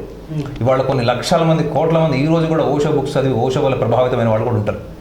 అయితే ఓషోకి కూడా 3 ప్రాబ్లమ్స్ ఉన్నాయన్నటువంటి విషయాన్ని కూడా ఆయన సైకియాట్రిస్ట్ తన రిపోర్ట్లో రాశాడు. ఒకటి నార్సిస్టిక్ పర్సనాలిటీ డిజార్డర్, అంటే నేను దేవుడు. ఆయన బయోగ్రఫీ మొత్తం చదవమన్నాడు ఒకసారి. చిన్నగా ఉన్నప్పుడు ఎవరైనా ప్యాంట్ షర్ట్ వేసుకుంటారు, పంచాకండ వేసుకుంటారు. ఆయన ఫస్ట్ నుంచి కూడా చిన్నప్పటి నుంచి బాల్యం నుంచి కూడా పెద్ద పెద్ద గౌన్లు వేసుకుని తిరిగేవాడు. ఆ గౌన్లు వేయకుండా ఏం చేసిందంటే తల్లి ఒక రోజు గౌన్ తీసి లోపల పెడితే బట్టలు లేకుండా రోడ్డు మీదకి వెళ్ళిపోయాడట. ఆ రోజు నుంచి అతనికి వ్యతిరేకంగా వెళ్ళడం మానేసిందట. గ్రాండ్ మదర్, తల్లి కాదు, గ్రాండ్ మదర్ దగ్గర పెరిగాడు అతను ఎక్కువగా. సో ఓషోకి కూడా నార్సిసిస్టిక్ పర్సనాలిటీ డిజార్డర్, నేను దేవుణ్ణి, నన్ను ఎవడు క్వశ్చన్ అడగద్దు. ఆయన క్లియర్గా చెప్తాడు, నో బడీ షుడ్ క్వశ్చన్ మీ అని చెప్తాడు. రెండోది, ఆయనకి ప్రాబ్లమ్ సాల్వింగ్ స్కిల్స్ లేవు. ఆయన దగ్గరకు వచ్చేటువంటి కొన్ని లక్షల మంది, వేల మంది ఆయన ఫాలో అయిన వాళ్ళందరూ దేనికి వస్తారు? జనరల్గా గాడ్ అంటే ఎట్లా, ఇప్పుడు ఓషోని గాడ్ అని పిలుస్తారు, భగవాన్ అని పిలుస్తారు. గాడ్ అంటే మీరు, నేను, ఎవరైనా ఏమనుకుంటాం సార్? ఒక ఆర్డినరీ ఆటో రిక్షా వాడు కూడా ఏమనుకుంటాడు? దేవుడు అంటే ఎవరైతే మహిమలు కలిగిన వాడు, ఎవరైతే మనకు ఉన్నటువంటి సమస్యలను తీర్చేవాడు, మన కోరికలను తీర్చేవాడు, మనకి ఒక ఉన్నతమైన జీవితాన్ని ఇచ్చేవాడు, కష్టాలను పోగొట్టు, ఈ పర్సెప్షన్తోనే గాడ్ అన్నది కాన్సెప్ట్ ఎక్కువగా మార్కెటింగ్ అయింది. నిజంగా చెప్పండి, గాడ్ అంటే ఈజ్ అ క్వాలిటీ అని చెప్తారు చాలా మటుకు. మనకి ఇందాక శ్రీధర్ గారు అంటున్నారు, సనాతన ధర్మంలో ప్రతి మనిషి కూడా భగవంతుడి కిందనే చర్చ జరిగింది. అహం బ్రహ్మాస్మి అంటారు. కానీ కొంతమంది అహం బ్రహ్మాస్మి కైండ్ ఆఫ్ థాట్ని ఎట్లా తీసుకున్నారు? ఓషో లాంటి వాళ్ళు మీరు ఒక్కసారి చూసుకుంటే వాళ్ళు సైకాట్రిస్ట్ ఇచ్చిన రిపోర్ట్ని కూడా చూడండి. నార్సిస్టిక్ పర్సనాలిటీ డిజార్డర్ ఒకటి, emotionally unstable disorder, phobias, similar some phobias అతను మెన్షన్ చేశాడు అందులో. దానికి సంబంధించిన అఫీషియల్ డాక్యుమెంట్ కూడా నేను తీశాను, నెట్లోంచి తీశాను. సో ఒక వ్యక్తి ప్రపంచానికి పరిచయం అయ్యి పెద్ద జ్ఞానిలాగా దేవుడిలాగా పరిచయమైన వాడికి కూడా మానసిక రుగ్మతలు ఉండవు అని గ్యారంటీ లేదు sir. First this should come in to the media first of all. నేను చాలా గొప్పవాడిని, నువ్వు ఒక యాంగిల్లో నువ్వు మేధావి ఉండొచ్చు, జ్ఞాని ఉండొచ్చు, కానీ సైకాలజీ దాని మీద వెళ్ళేస్తారు. ఇప్పుడు చాలామంది చూడండి, బాబాలని వాళ్ళ మత గ్రంథాలు చదువుకొని ప్రచారం చేసేవాళ్ళు ఒక సింపుల్ లాజిక్, కామన్ సెన్స్ చెప్తాను. ఇప్పుడు సముద్రంలో ఈత కొట్టి ఒకతను, మీరు సముద్రంలో ఈత కొట్టారు, రకరకాల విన్యాసాలు చేసి వచ్చి మీ అనుభవాన్ని ఒక పుస్తకం రాశారు. ఇప్పుడు ఈ అలేఖ్య లాంటి వాడు చాలామంది ప్రపంచంలో ఇటువంటి ఛాందస భావాలు కలిగిన వాళ్ళందరూ కూడా ఆ పుస్తకాలు చదివి సముద్రం ఉన్నటువంటి అనుభూతి గురించి మాట్లాడుతున్నారు. విచిత్రం చూడండి, వాళ్ళ కళ్ళ ముందు సముద్రం అనే జీవితం ఉన్నప్పుడు దాని అనుభూతి పొందండి అని చెప్పి అన్ని గ్రంథాలు చెప్పినాయి. Life is an experiential Sridhar. కానీ ఎవరైతే అనుభూతి పొందొచ్చారో వాళ్ళు రాసిన పుస్తకాలని వీళ్ళు ఈత కొడితే చాలా బాగుంటుందని సార్, నీకు సముద్రం చాలా బ్యూటిఫుల్గా ఉంటుంది, వాటర్ ఉప్పుగా ఉంటుందని సముద్రంలో కాలు పెట్టిన వాళ్ళు చెప్తున్నారు. అటువంటి వ్యక్తులందరినీ కూడా ఎమోషనలీ అన్స్టేబుల్ పీపుల్ అంటారు. వీళ్ళకి లో సెల్ఫ్ ఎస్టీమ్ ప్రాబ్లం ఉంటుంది. అలేఖ్య కానీ వీళ్ళు ఎవరైనా చూసుకుంటే కూడా లో సెల్ఫ్ ఎస్టీమ్ ప్రాబ్లం ఉంటుంది. ఇప్పుడు డెల్యూషన్ డిజార్డర్ ఉన్న వాళ్ళు ప్రపంచంలో ఎంతోమంది ట్రీట్మెంట్ తీసుకుని నార్మల్గా అయిన వాళ్ళు ఉన్నారు. వాళ్ళందరూ మర్డర్లు చేశారు. స్కిజోఫ్రీనియా పేషెంట్ ఎంతమంది నేను చూడలేదు. కాగ్నిటివ్ బిహేవియర్ థెరపీ ఎంతమందికి చేయలేదు. కానీ వాళ్ళందరూ కూడా ఆ కిల్లింగ్ ఇన్స్టింక్ట్ ఉన్నారా? ఇది కేవలం ఒక డెల్యూషన్ డిజార్డర్ వల్ల జరిగిన యాక్ట్ కాదు సార్. ఏదో ఫ్యామిలీ ఎన్విరాన్మెంటల్ ఈగోసెంట్రిక్ ప్రాబ్లం ఏదో ఉంది అక్కడ. అది బయటకు రావాలి ఫస్ట్ ఆఫ్ ఆల్. ఎందుకంటే నాకు ఓషోని ఫాలో అవుతాను, పలానా వ్యక్తిని ఫాలో అవుతాను అనుకుంటా నీ ఇష్టం అది. కానీ నీ అభిప్రాయాన్ని సమాజం మీద వృద్ధి, సమాజంలో ఉన్నట్టు వ్యక్తుల్ని భావోద్వేగాల్ని బాధ పెట్టకూడదు. ఓషో చాలా మందికి అట్లనే చేశాడు. ఓషోకున్న పేరెంట్స్ అండి కాంట్రవర్షియల్ సెక్స్ గురు. మీరు ఇప్పుడు కూడా కొట్టి చూడండి గూగుల్లో కాంట్రవర్షియల్ సెక్స్ గురు అంటే కొట్టే లోపలే మీకు ఓషో పేరు వచ్చేస్తుంది, ఫోటో వచ్చేస్తుంది. ఆయన పాపులర్ అవ్వడానికి అప్పుడు 1970s టైంలో ఆయన పాపులర్ అవ్వడం కోసము ఆయన sex and consciousness, sex to super consciousness అని బుక్ రాశాడు. అది ప్రపంచం మొత్తం కదిలించింది. కానీ ఎలాంటి వ్యక్తులు అతని దగ్గరికి వెళ్ళారు, అది సైకాలజీ పట్టుకుంటుంది. అంటే సెక్స్ ఫ్రీడమ్ కోరుకునే వాళ్ళ, లేకపోతే సెక్స్ విశృంఖలత ఎంజాయ్ చేయాలనుకునే వాళ్ళు. ఆయన ఆశ్రమంలో కూడా ఒక మహిళ ఒక పురుషుడు మోర్ దాన్ 50 to 70 మెంబర్స్తోనే మంత్లీ సెక్స్ చేసేవాళ్ళట. ఎంతమందికి డిసీజెస్ వచ్చినాయి అదంతా మీరు చూడండి, మొత్తం హిస్టరీ ప్రొఫైల్ అంతా ఉంది. కానీ నువ్వు ఏ రకంగా నువ్వు ఒక వ్యక్తిని రోల్ మోడల్గా తీసుకుంటున్నావు? కేవలం అతని లిటరేచర్ని తీసుకుంటున్నావా, అతని ఐడియాలజీని తీసుకుంటున్నావా, ఆయన ఇచ్చినట్టు మోటివేషనల్ ఇన్ఫర్మేషన్ నీ లైఫ్ని ఎమోషన్గా అడాప్ట్ చేసుకుంటున్నావా? అది ఓషో కావచ్చు, నేను కావచ్చు, మీరు కావచ్చు, ఎవరైనా కావచ్చు. నీ అనుభవానికి సంబంధం లేనటువంటి విషయాన్ని నీ వ్యక్తిత్వంలో నువ్వు అనుభవించుకున్నావంటే అది ఏదో ఒక రోజు నీకు ఒక సైకలాజికల్ ప్రాబ్లం క్రియేట్ చేస్తుంది. అందుకే చెప్తారు సైకాలజిస్టులు అందరూ ఏమంటారంటే మీరు లాగుండని చెప్తారు. మీరు ఇంకొకళ్ళ రెప్లికా కాకండి, మీరు లాగుండండి. మీ అనుభవాన్ని మీ జీవితం మిమ్మల్ని కాపాడుతుంది. ఎందుకంటే మీ ఓన్ ఎక్స్పీరియన్సే మీకు టఫ్ సిచ్యువేషన్ హ్యాండిల్ చేసేలాగా చేస్తుంది. మీ ఓన్ ఎక్స్పీరియన్సెసే మీకు లైఫ్లో ఎటువంటి ఇల్నెస్ రాకుండా చేస్తుంది. సాధ్యమైనంత వరకు మీరు హ్యాపీగా ఉండడానికి, సక్సెస్ఫుల్గా ఉండడానికి, సెల్ఫ్ మోటివేషన్కి కావాల్సింది ఏంటంటే యువర్ ఓన్ కాన్షియస్ ఎక్స్పీరియన్స్. ఈ సింపుల్ ఫార్ములా తెలియదండి వీళ్ళకి. ఇవన్నీ తెలియకుండా వాళ్ళ మీడియాని డైవర్ట్ చేసి ఫాదర్ ఒకటి చెప్పి వాళ్ళ మదర్ అయితే అసలు ఆస్కార్ లెవెల్లో పర్ఫామ్ చేస్తుందని నాకు అనిపించింది తప్ప ఆమె నిజంగా ఇల్నెస్ ఉందని నేను ఎక్కడ అనుకోలేదు. ఆమె అటైర్ ప్రతి పాయింట్ చూస్తారు సైకాలజిస్టులు. ఇప్పుడు అక్కడ దాకా ఎందుకు సార్, నాకు చిన్న if I'm comfortable sharing, me permission ఇస్తే ఒక విషయం చెప్తాను. ముని సినిమా 3rd పార్ట్ వచ్చింది చూసారా మీరు, లారెన్స్ రాఘవన్. ఆ సినిమాలో ఒక షార్ట్ ఉంటుంది. వీళ్ళు ఒక అమ్మాయికి అమావాస్య వచ్చిన రోజు చేయి తిరిగిపోవడం ఒక అందులో ఒక స్టార్టింగ్లో ఒక షాట్ ఉంటుంది. నా దగ్గరికి మణికొండ నుంచి ఒక కేసు వచ్చింది. ఫాదర్ పెద్ద ఇండస్ట్రియలిస్ట్. ఆ అమ్మాయికి అమావాస్య రాగానే చేయి తిరిగిపోవడము, మూతి వంకర అయిపోవడం ఇవన్నీ చెప్తున్నారు. సో నేను ఆ కేసులో ఇన్వెస్టిగేషన్ రిపోర్ట్ ఏమి ఇచ్చారంటే వాళ్ళ ఫాదర్ ఫస్ట్ డినై చేశాడు. ఆ అమ్మాయి మీద వీళ్ళ ఫాదర్ చాలా హై టార్గెట్స్ పెట్టాడు, IIT అని ఇవన్నీ పెట్టాడు. ఆ అమ్మాయి చాలా ఇంటెలిజెంట్, గ్రాస్పింగ్, కానీ ఆమెకి సివియర్ PCOD డిజార్డర్ ఉంది. అంటే వాళ్ళకి ఇర్రెగ్యులర్ మెన్సెస్, గైనిక్ ప్రాబ్లం. ఈ ఇర్రెగ్యులర్ మెన్సెస్, గైనిక్ ప్రాబ్లం వల్ల కూడా ఆమెకి సైకలాజికల్ ఇంబ్యాలెన్స్ అవుతుంది. ఆమె ఫాదర్ ఎక్స్పెక్టేషన్స్ రీచ్ కాలేకపోతుంది. కానీ ఆమె చూస్ చేసుకుంది ఏంటి అంటే ఇట్లా బిహేవియర్ ద్వారా ఫాదర్ మైండ్ని డైవర్ట్ చేయడం కోసం ఆమె స్టార్ట్ చేసింది. ఆల్మోస్ట్ వాళ్ళ ఫాదర్ 20 to 50 lakh రూపీస్ ఈ క్షుద్ర పూజల మీద ఖర్చు పెట్టేశాడు. కానీ ఆయనకు అర్థం కావట్లేదు, ఆయన కళ్ళ ముందర ఇట్లా జరిగిపోతుంది. ఒకటేమో పీసీఓడి డిజార్డర్ ఒకటి ప్రాబ్లం అయితే, ఎట్ ద సేమ్ టైం ఆమెకు లైఫ్ మీద ఉన్నటువంటి టార్గెట్స్ ఏవైతే ఫాదర్ ఇచ్చాడో అవి రీచ్ కాలేకపోవడం. నేను వాళ్ళ ఫాదర్కి సింపుల్ కామన్ సెన్స్ టిప్ చెప్పాను. మీరు ఆ అమ్మాయి అట్లా బిహేవ్ చేస్తున్నప్పుడు మీరు సింపుల్ ఆ టైంలో మీరు కాఫీ తాగడమో మంచినీళ్ళు తాగడమో మీరు చేతిలో గ్లాస్ పెట్టుకోండి. ఆ అమ్మాయి అలా బిహేవ్ చేస్తున్నప్పుడు కావాలని మీరు కింద పడేయండి, లేదా మీ చేతికి ఏదో దెబ్బ తగిలినట్టు మీరు నటించండి, మీరు చెక్ చేసి చూడండి. అంటే ఏమొస్తుంది సార్ అని అడిగాడు. ఒకవేళ ఆ అమ్మాయి మీకు తగిలిన దెబ్బ వైపు ప్రతిస్పందించిందంటే ఆమె నార్మల్గా ఉంది, యాక్టింగ్ చేస్తున్నట్టు. అక్కడ మీకు దెబ్బ తగిలిందా, రక్తం వస్తుందా అని కూడా పట్టించుకోకుండా ఇన్సైన్ స్టేజ్లో ఉందంటే మాత్రం మీరు తప్పకుండా సైకాట్రిస్ట్ దగ్గర తీసుకెళ్ళాలని చెప్పాను. వాళ్ళ ఫాదర్ అలాగే చేశాడు. వాళ్ళ ఫాదర్కి తగిలిన దెబ్బకి ఆమె ప్రతిస్పందించి ఫాదర్ని డాక్టర్ తీసుకెళ్ళాలనేటువంటి మైండ్ సెట్కి ఎట్లా వచ్చేసింది ఆమె. ఆ చిన్న కామన్ సెన్స్ టిప్ అది నార్మల్ హ్యూమన్ బీయింగ్కి రాశారు. ఎందుకంటే అక్కడ ఒక ఫాదర్ ఎమోషన్ ఉంటుంది, ఆ డాటర్ ప్రెటెన్సీ అనేది అతను ఊహించలేడు. ఎందుకంటే తన కూతురు నటిస్తుంది అన్నది తండ్రి స్వీకరించలేడు. నేను చెప్పింది ఆయన స్వీకరించి యాక్సెప్ట్ చేసి చేయడానికి అది చాలా టైం పట్టింది. But finally he has concluded that she was not insane or she was having any psychological disorder. It is absolutely A behaviour, అంటే కాన్షియస్ బిహేవియర్. సో ఇటువంటి ఎక్స్పెరిమెంట్స్ అన్ని కూడా సైకాలజిస్టులు చేస్తారు సార్. తొందరగా ఏదో టీవీలో చూపించేశారు, వాళ్ళు ఏదో ఒక స్టోరీ చెప్పారు, ముందుకు వచ్చి ఆవేశం దాన్ని పట్టించుకోరు.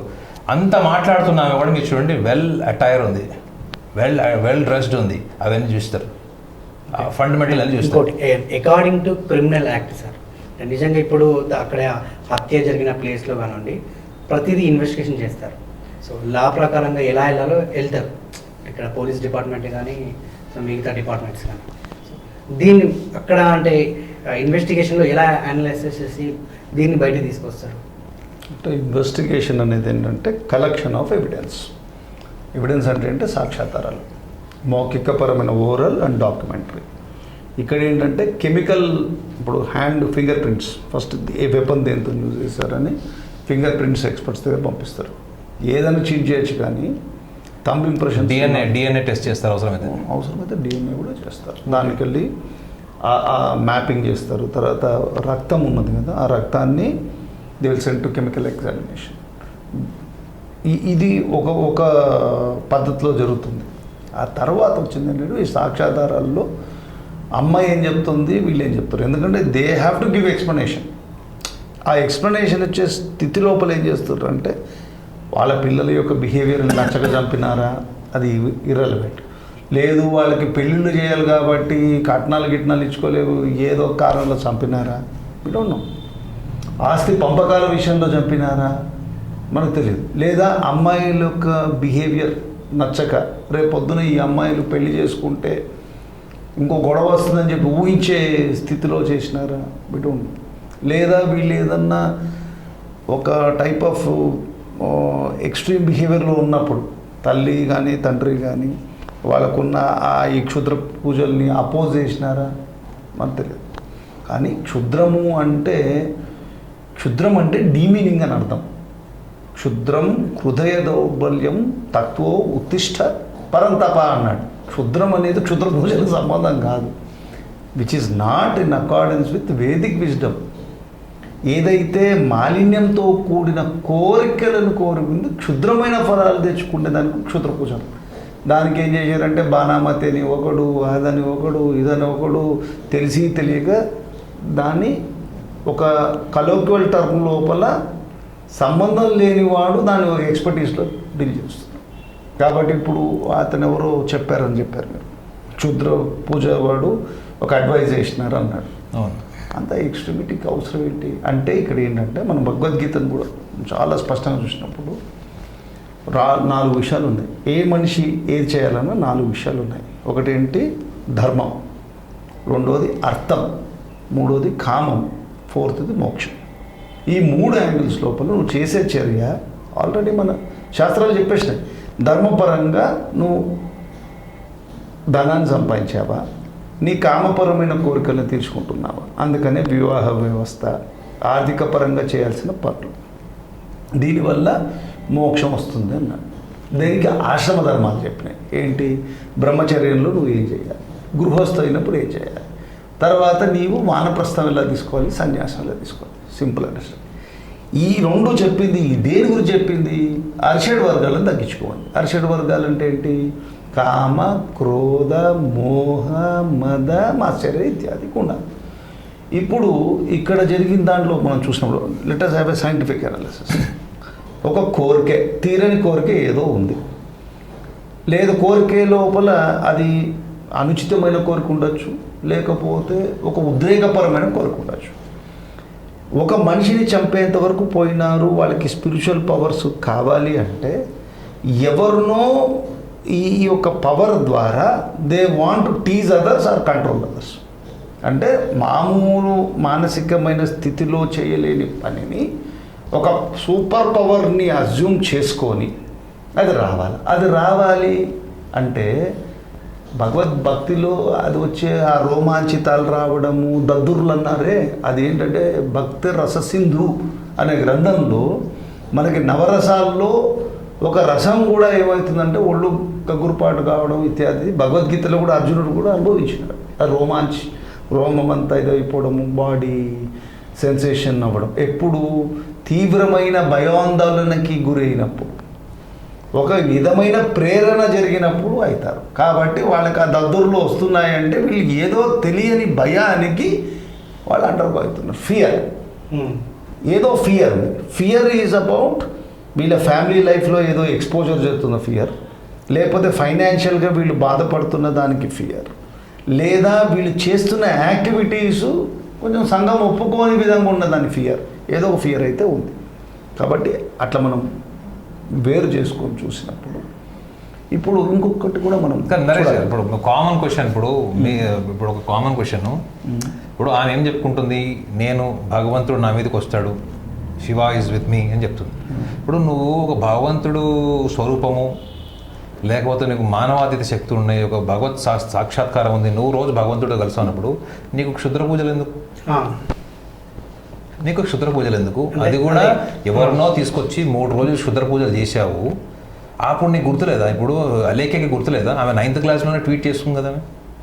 9th క్లాస్లో ఉన్నప్పుడు ట్వీట్ చేసిందో సోషల్ మీడియాలో వచ్చిందో అది ఇన్ఫర్మేషన్ ఉంది. అది ఆమె 9th క్లాస్ నుంచి కూడా అదే ఎజంప్షన్లో ఉంది, నేను శివుడు నాతో కలిసి ఉంటాడు, నేను శివుడితో కలిసి ఉంటాను అంటే అనుభూతి. మరి వీళ్ళకి ఎక్స్టర్నల్ ఫ్యాక్టర్స్ ఎందుకండి? ఇప్పుడు ఎవరైతే ఇన్వెస్టిగేషన్ చేస్తున్న అక్కడ డిపార్ట్మెంట్ ఉందో ఇదే క్వశ్చన్ వాళ్ళు కూడా రేజ్ చేయొచ్చు. అక్కడ మీరు అన్నట్టు నిజంగా వాళ్ళకు ఆధ్యాత్మికంగా ఆమె లోపల నిజంగా శివుడు ఆవాహించడము ఇవన్నీ నిజంగా ఇది యాజ్ ఇన్వెస్టిగేటర్స్ అది అవసరమే లేదు. డెత్ అయిందా లేదా అంతవరకే పోవాలి. ఇవన్నీ చేసే ఇదంతా కూడా ఇది సెకండరీ. అక్కడ రక్తం మడుగు ఉందా, 2 బాడీలు ఉన్నాయా, ఉన్నవాళ్ళు వీళ్ళ ఎక్స్ప్లెనేషన్ ఏంటి, అదే ఇన్వెస్టిగేటర్ చేయాల్సిన పని. ఈ షుడ్ నాట్ గో ఇంటూ వీళ్ళ మానసిక స్థితి ఉందా లేదా అంత అవసరం లేదు అక్కడ. సార్ ఆధ్యాత్మికం అంటారు, dissolving all your identities is ఆధ్యాత్మికం. మీరు అన్ని ఐడెంటిటీస్ క్రియేట్ చేసుకుంటున్నారు. క్షుద్ర పూజలు ఎవరి కోసం చేశారు? ఎవరి మనశ్శాంతి కోసం చేశారు? ఎవరి పురోగతి కోసం చేశారు? మన రైతుల కోసం చేశారా? డామినేట్ చేయడం. మీ మోటివ్ ఏంటి? మీ క్షుద్ర పూజ వెనుక మోటివ్, ఆ motive itself is a materialism. No, ఆధ్యాత్మికత అంటే ఏంటి? You are dissolving all your identities. నేను శివుడిని, మనకి ఈవెన్ మన గ్రంథాలను ఒక మన ఈ సనాతన ధర్మంలోనే ఉంది ఏంటంటే try to understand life beyond God అని ఉంది. ఏ గ్రంథంలో చెప్పండి మీకు. ఇప్పుడు వాళ్ళని మీరు అడగండి, వాళ్ళ మీడియా పరంగా అడగండి, what is the difference between spirituality and religion అని అడగండి, వాళ్ళ దగ్గర ఆన్సర్ ఉండదు. ఎంతోమంది ఆధ్యాత్మిక సాధన చేసే వాళ్ళు కూడా నేను చాలామందిని క్వశ్చన్ అడిగాను, రిలీజన్ అంటే ఏంటి? రిలీజన్ అంటే ఒక కార్పొరేట్ కంపెనీ రూల్స్ లాంటివి. మీకు అదే స్పిరిచువాలిటీ అంటే ఏంటంటే స్వేచ్ఛ, కంప్లీట్ స్వేచ్ఛ. మీ నెత్తి మీద ఎవరు మీకు బాస్ ఉండడు, మీ నెత్తి మీద ఎవరు భయం ఉండదు, మీ నెత్తి మీద ఎవరు శాసనం ఉండదు, కంప్లీట్ స్వేచ్ఛ. ఒక లైఫ్లో మీరు ఎంత ఇంటెన్సిఫైడ్ ఎక్స్పీరియన్స్కి వెళ్తారో అంత ఇంటెన్సిఫైడ్ ఎక్స్పీరియన్స్కి వెళ్ళమని చెప్పేసి ఇచ్చేటువంటి లిబరేషన్ అది స్పిరిచువల్ ప్రాక్టీస్ అనేది.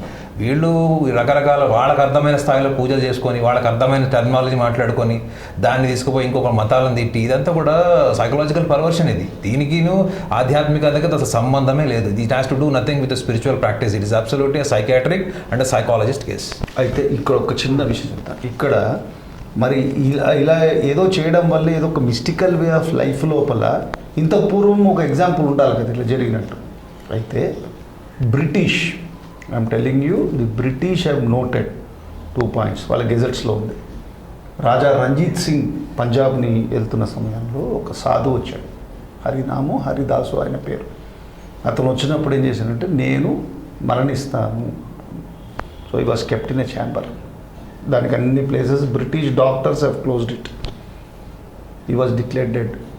తర్వాత థర్డ్ డే నాడు అరైజ్ అయ్యాడు. ఒక మామూలు భిక్షాటం చేసుకునేవాడు. ఇది first history as per the gazettes. అంటే ఇది ఒక యోగ మార్గంలో చేయగలిగే శక్తి ఇంత ముందున్న పూర్వీక సాధు జనాలకి సంతులకు ఉంది. అది వాళ్ళు చేసి చూపించారు. It is for the gazettes of it. Next ఇంకోటి ఏంటంటే ధూని బాబా అని ఒక బాబా, ఎక్కడ ఔరంగాబాద్ దగ్గర, డాక్యుమెంటెడ్. ఇది బ్రిటిష్ హిస్టరీలో నుంచి చెప్తున్నారు. ఆయన ఫస్ట్ ఆయనని చనిపోయాడు, డిక్లేర్ డెడ్. చనిపోతే ఆయనని కాల్ చేశారు. కాల్ చేసినారని చెప్పి వాళ్ళ ఓన్ రికార్డ్స్ రాసి పెట్టుకున్నారు. తర్వాత fourth day he was giving a lecture. ఇలాంటి భారతదేశంలో కోకోకల్లో విషయాలు జరిగినాయి. అది సాధు సంతులు జరుగుతుంది. అంతేగాని క్రిమినల్స్ను వాళ్ళందరూ ఫాలో అయిపోయి, పర్వశంలో ఉన్నవాళ్ళందరూ ఫాలో అయిపోయి వైదిక సంస్కృతిని ఏదో మాట్లాడడం అనేది తప్పు. ఎందుకంటే there are cases, there are instances. ఇప్పుడు చీమ ఉంది. చీమ జీవన స్పాన్ ఎంత? ఒక పక్షి అయిన గరుడుడి స్పాన్ ఎంత? చీమ గరుడుని కామెంట్ చేయొచ్చా దాని లైఫ్ స్టైల్ గురించి? కాబట్టి నీకు తెలిసింది ఇంత అన్నప్పుడు అక్కడికే ఆడ. తెలియని విషయాల లోపల నువ్వు ఆ టెరైన్లోకి వెళ్ళినావు అనుకో, దాని దగ్గర సంపద తెలుసుకో, విద్యా విషయం తెలుసుకో, లేకపోతే సరైన సాధన చేస్తున్న వాళ్ళ దగ్గరికి నువ్వు మోకరు. ఇప్పుడు రామానుజ ఆచార్యులు వారు వెంకటేశ్వర స్వామి యొక్క గొప్పతనాన్ని తెలియజేసి భగవంతుడు, ఇప్పుడు ఇందాక చెప్పారు స్పిరిచువాలిటీకి రిలీజన్కి, భగవంతుడితోని జీవుడికి ఉన్న సంబంధాన్ని ఆధ్యాత్మిక రసం లోపల వేదసారంగా ఉపనిషత్తులు అనుగుణంగా శరణాగతి తత్వాన్ని చెప్పి నేర్పించిన మతాలు ఉన్నాయి. అలాగే ఘోరమైన కృత్యాలతోని మాంసభక్షణ చేసి శ్మశానం లోపల ఉన్నాయి. నీవు చూస్ చేసుకునేది ఉద్రేక రహితమైన శాంతిపరమైన జీవన విధానాన్ని అలవరుచుకోండి అని చెప్పారు. మనం ఇప్పుడు ఏం చేస్తున్నాం సమాజంలో? ఏదంటే చేసేసి అది స్పిరిచువాలిటీని ముసుగులో వేసేసి ఆ సంస్కృతులను ఎందుకు తిట్టడం? మనకు తెలియకుండా, మనకు తెలుసుకోకుండా.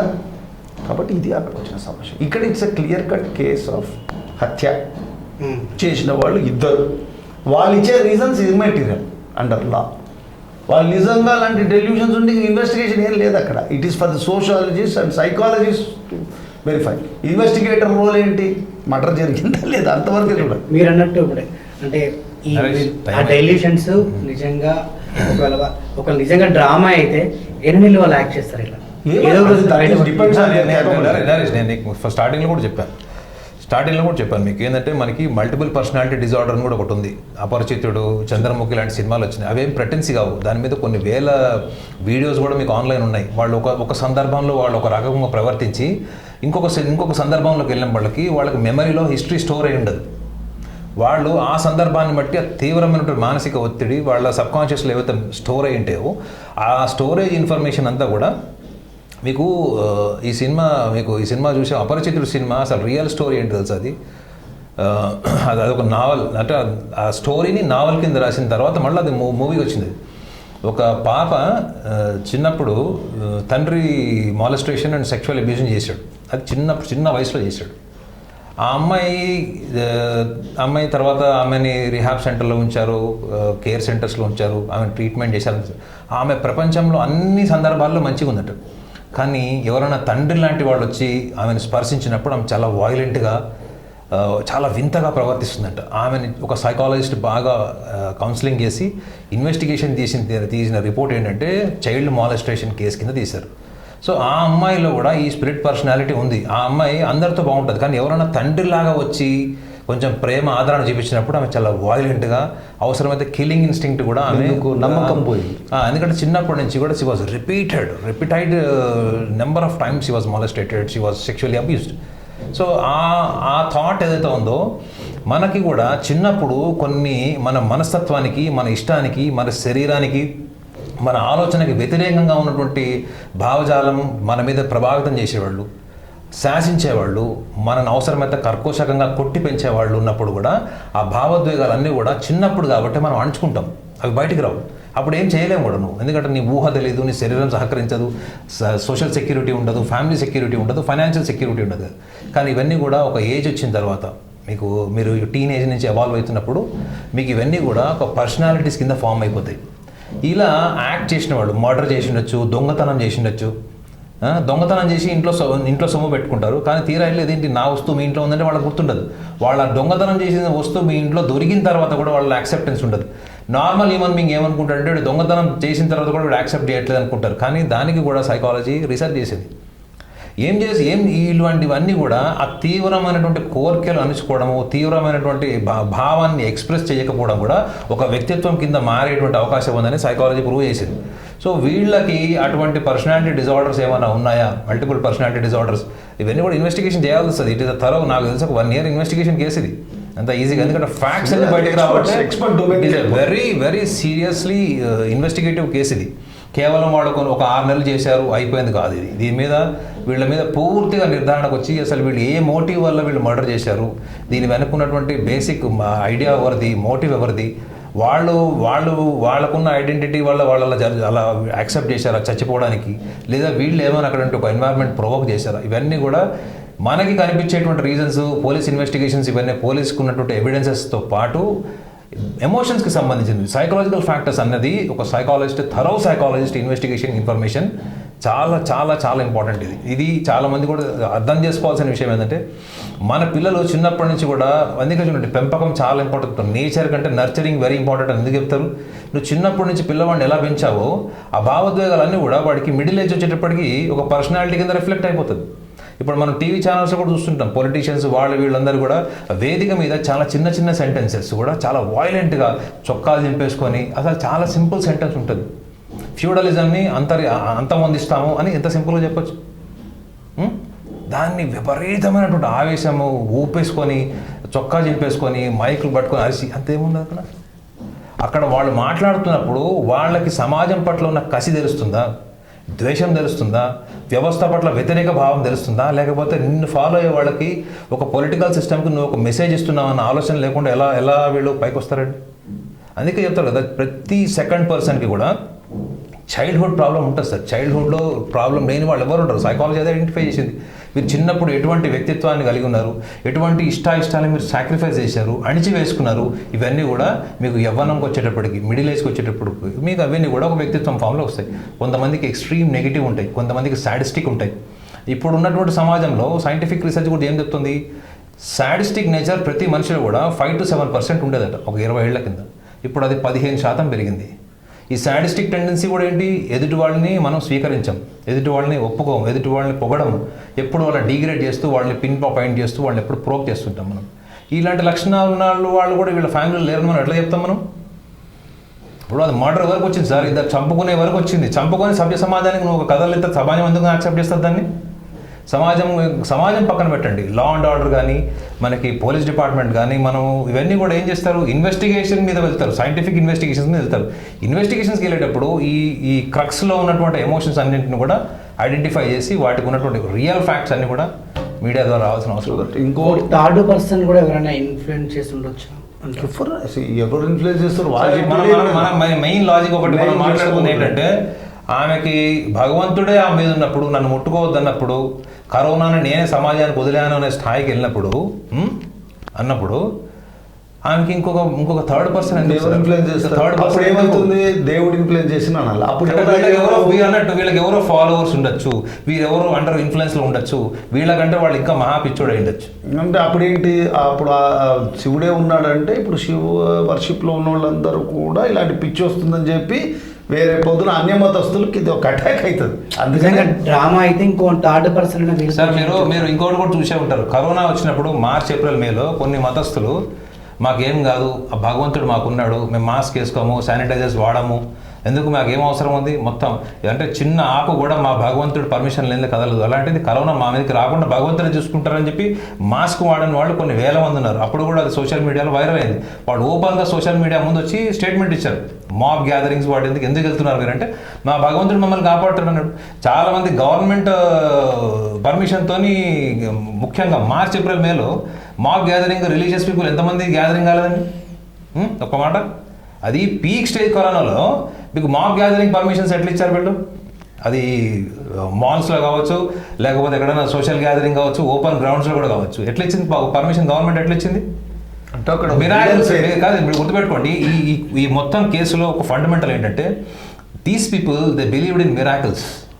మిరాకిల్స్ అన్నది ఇప్పటివరకు ఏం లేదు సార్ అసలు. హానెస్ట్లీ మిరాకిల్స్ అంటే ఏంటంటే గాలిలోంచి ఏదో తీసేయడము, నోట్లో నుంచి ఏదో తీసేయడము, ఇవన్నీ కూడా ఏంటంటే మ్యాజిక్స్. ఇవన్నీ మ్యాజిక్స్. ఈ మ్యాజిక్స్ని మిరాకిల్స్ కింద భావించేటువంటి వాళ్ళు ఇటువంటి భావజాలం కలిగి ఉంటారు, ఇటువంటి డిజార్డర్ కలిగి ఉంటారు. వాళ్ళకి ఏమంటారు, లైఫ్లో ఏదన్నా అయిపోవాలి, వాళ్ళు ఒక భగవంతుడు రూపం అన్నటువంటి భావంతో ఉంటారు. వీళ్ళు ఏమంటుంది, always believe in miracles to happen in life. వాళ్ళ జీవితంలో అవ్వాలి, వాళ్ళు వేరే వాళ్ళకి చెప్తే వాళ్ళ జీవితం అయిపోవాలి, అవతల వాళ్ళ ఫ్యూచర్ని వీళ్ళే డిజైన్ చేసేస్తారు. అంటే వాళ్ళ ఫ్యూచర్ గురించి వీళ్ళే చెప్పేస్తుంటారు. అఫ్ కోర్స్ అది వాళ్ళ ప్రొఫెషన్ అయ్యిండొచ్చు, కానీ మరి ఇంత స్థాయికి వెళ్ళి చెప్పుకోవడం అన్నది అయితే మాత్రం లైఫ్ని హామ్ చేసుకొని, పర్సనల్ లైఫ్ హామ్ చేశారు. ఒక సోషల్ ఇన్ఫర్మేషన్, ఒక chaotic information, it is a social information. ఒక తల్లిదండ్రులు ఇద్దరు కలిసి కూతుర్ని చంపేసి అది కూడా వాళ్ళ సభ్య సమాజానికి చెప్తున్న కారణం ఏ మాత్రం కూడా రియాలిటీకి సంబంధం లేకుండా. ఇది కూడా చాలా ఇలాంటి కేసెస్ని చాలా సీరియస్గా తీసుకోవాలి సార్. ఇది ఇలాంటి వాళ్ళు బెయిల్ రావద్దు, వీళ్ళకి సపరేట్ సెల్స్లో ఉంచాలి, వీళ్ళని ఎప్పుడు అబ్జర్వేషన్లో ఉంచాలి. వీళ్ళకి ఎట్టి పరిస్థితుల్లో బెయిల్ రాకూడదు సార్. శ్రీధర్ గారు ఏమైనా చేయొచ్చు పోతున్న సభ్య సమాజంలో. ఇప్పుడు వాళ్ళు అకార్డింగ్ టు లా అయినా కూడా క్రైమ్ ఎన్ని రోజులు అబ్జర్వేషన్ పెడతారు మీరు? అంటే వాళ్ళకి రైట్ టు బెయిల్ రాకుండా అప్ టు 90 days వరకు అయితే 90 days తర్వాత కాన్స్టిట్యూషనల్ ఛార్జ్ షీట్ ఫైల్ చేయాలి. లా ప్రకారం అబ్జర్వేషన్ అనేది ఇప్పుడు వాళ్ళు పంపిస్తారు సార్. రిటెన్సీ అనుకోండి సార్, వాళ్ళ నటన అనుకోండి, అప్పుడు మీరేం చేయలేరు. వాళ్ళు రేపు పొద్దున ఎప్పుడు ఏ యాక్ట్ అయినా చేయొచ్చు, వాళ్ళు ఫ్యూచర్లో కూడా కూడా చేసుకోవచ్చు. వాళ్ళు డిస్ప్రూవ్ చేయాలి.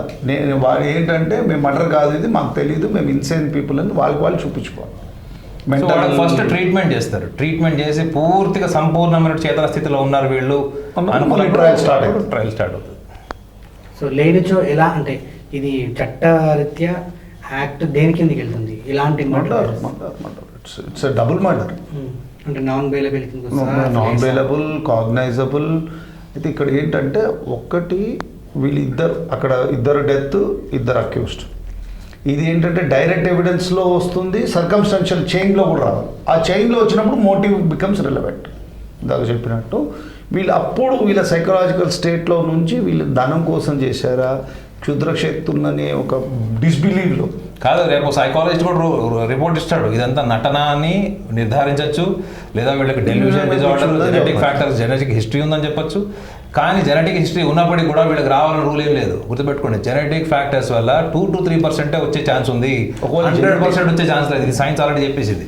జెనెటిక్ ఉన్న మెక్నాటన్ రూల్ ప్రకారం ఇది ఎంతవరకు సమంజసం, యాక్ట్ సమంజసం అనేది ఇప్పుడున్న టూల్స్తోనే బయటకు వచ్చేస్తుంది. వాళ్ళు ఏదో మనము it is a very very very very unfortunate situation. ఇలాంటి జరగకూడదు సమాజంలో. జరిగినప్పుడు ఏదో కొన్ని రోజులు కాదు, ఇలాంటి ట్రెండ్ వచ్చినప్పుడు మనం ఏం చేయాలంటే సమాజం ఒక కాన్షియస్నెస్, కలెక్టివ్ కాన్షియస్నెస్ అంటాడు ఎమిల్ డర్కీమ్ అనే సోషాలజిస్ట్ చెప్తారు. కాబట్టి కలెక్టివ్ కాన్షియస్నెస్ ఇప్పుడు అఫెక్ట్ అయింది. మనం ఈ జాగ్రత్తలో ఉండి ఇలాంటి థింగ్స్ రిపీటెడ్ కాకుండా చెక్ చేసుకుంటారు. ఇన్సిడెంట్ అయినా కాదు, ఆ ట్రెండ్స్ని చూస్తూ ఉండాలి. ట్రెండ్స్ని చూసి ఆ ఏరియాస్ లోపల మనం అవేర్నెస్ క్రియేట్ చేస్తే ప్రివెన్షన్ అవుతుంది. జరిగిపోయినాక మనం ఏమైనా పోస్ట్ మార్టం చేసి వెళ్ళాము, చచ్చిపోయింది ఇందుకో అందుకో, బ్రెయిన్ డెత్తో, లేకపోతే హార్ట్ ఫెయిల్యూరు, లేకపోతే బ్లడ్ లాస్, ఏదో ఈ 3-4 రీజన్స్ ఫిజికల్ తప్పించు. అది కాకముందు ప్రివెన్షన్ లోపల ఎక్స్పర్ట్స్ లైక్ సైకాలజిస్ట్, సోషాలజీ కూడా చాలా ఇంపార్టెంట్ రోల్. ఇప్పుడు ఈ ట్రెండ్స్ని చదవాలంటే సైకాలజీని మనం యూజ్ చేసుకోవాలి. ఒక్కొక్క ఇన్స్టిట్యూషన్ ఎట్లా డ్యామేజ్ అవుతుంది, ఎలా వాల్యూ సిస్టమ్ దెబ్బతింటుంది, దీనికి ఎకానమీకిను రిలీజన్కున్న సంబంధం, రిలీజన్కిను ఎడ్యుకేషన్ సిస్టమ్కున్న సంబంధం. ఈ ఒక హోలిస్టిక్గా చదివి దాని రీసెర్చ్ వింగ్కే డబ్బు అలాట్ చేయాలి. అవన్నీ ఏం చేయట్లేదు గవర్నమెంట్స్. ఏదైనా ఇన్సిడెంట్ అయినప్పుడు కొన్ని రోజులు ప్రెస్లో రావడం, లేకపోతే పోలీస్ వాళ్ళు కనిపించిన 4వ సింహమే పోలీస్ అని చెప్పి ఇన్వెస్టిగేట్ చేసినట్టు ఒక క్రెడిట్ కొట్టేయడం, it's very dangerous to the. Thank you so much sir. నిజంగా మళ్ళీ ఈ కేసు మరి అంటే రోజుకొక కోణం బయటపడుతుంది. సో వాస్తవానికి నేను నరేష్ గారు మీకు చెప్తున్నాను, ఈ case ending report, psychologist report చూడండి. వాళ్ళు ఎంతో అంత అవేర్నెస్తో చేశారు, మీడియాని, పోలీస్ని, లా అండ్ ఆర్డర్ని డైవర్ట్ చేశారన్నది ఫైనల్ రిపోర్ట్ రాకపోతే చూడండి. సో అప్పటి వరకు వెయిట్ చూద్దాం. Yeah. Please stay tune. Yeah. Thank you sir.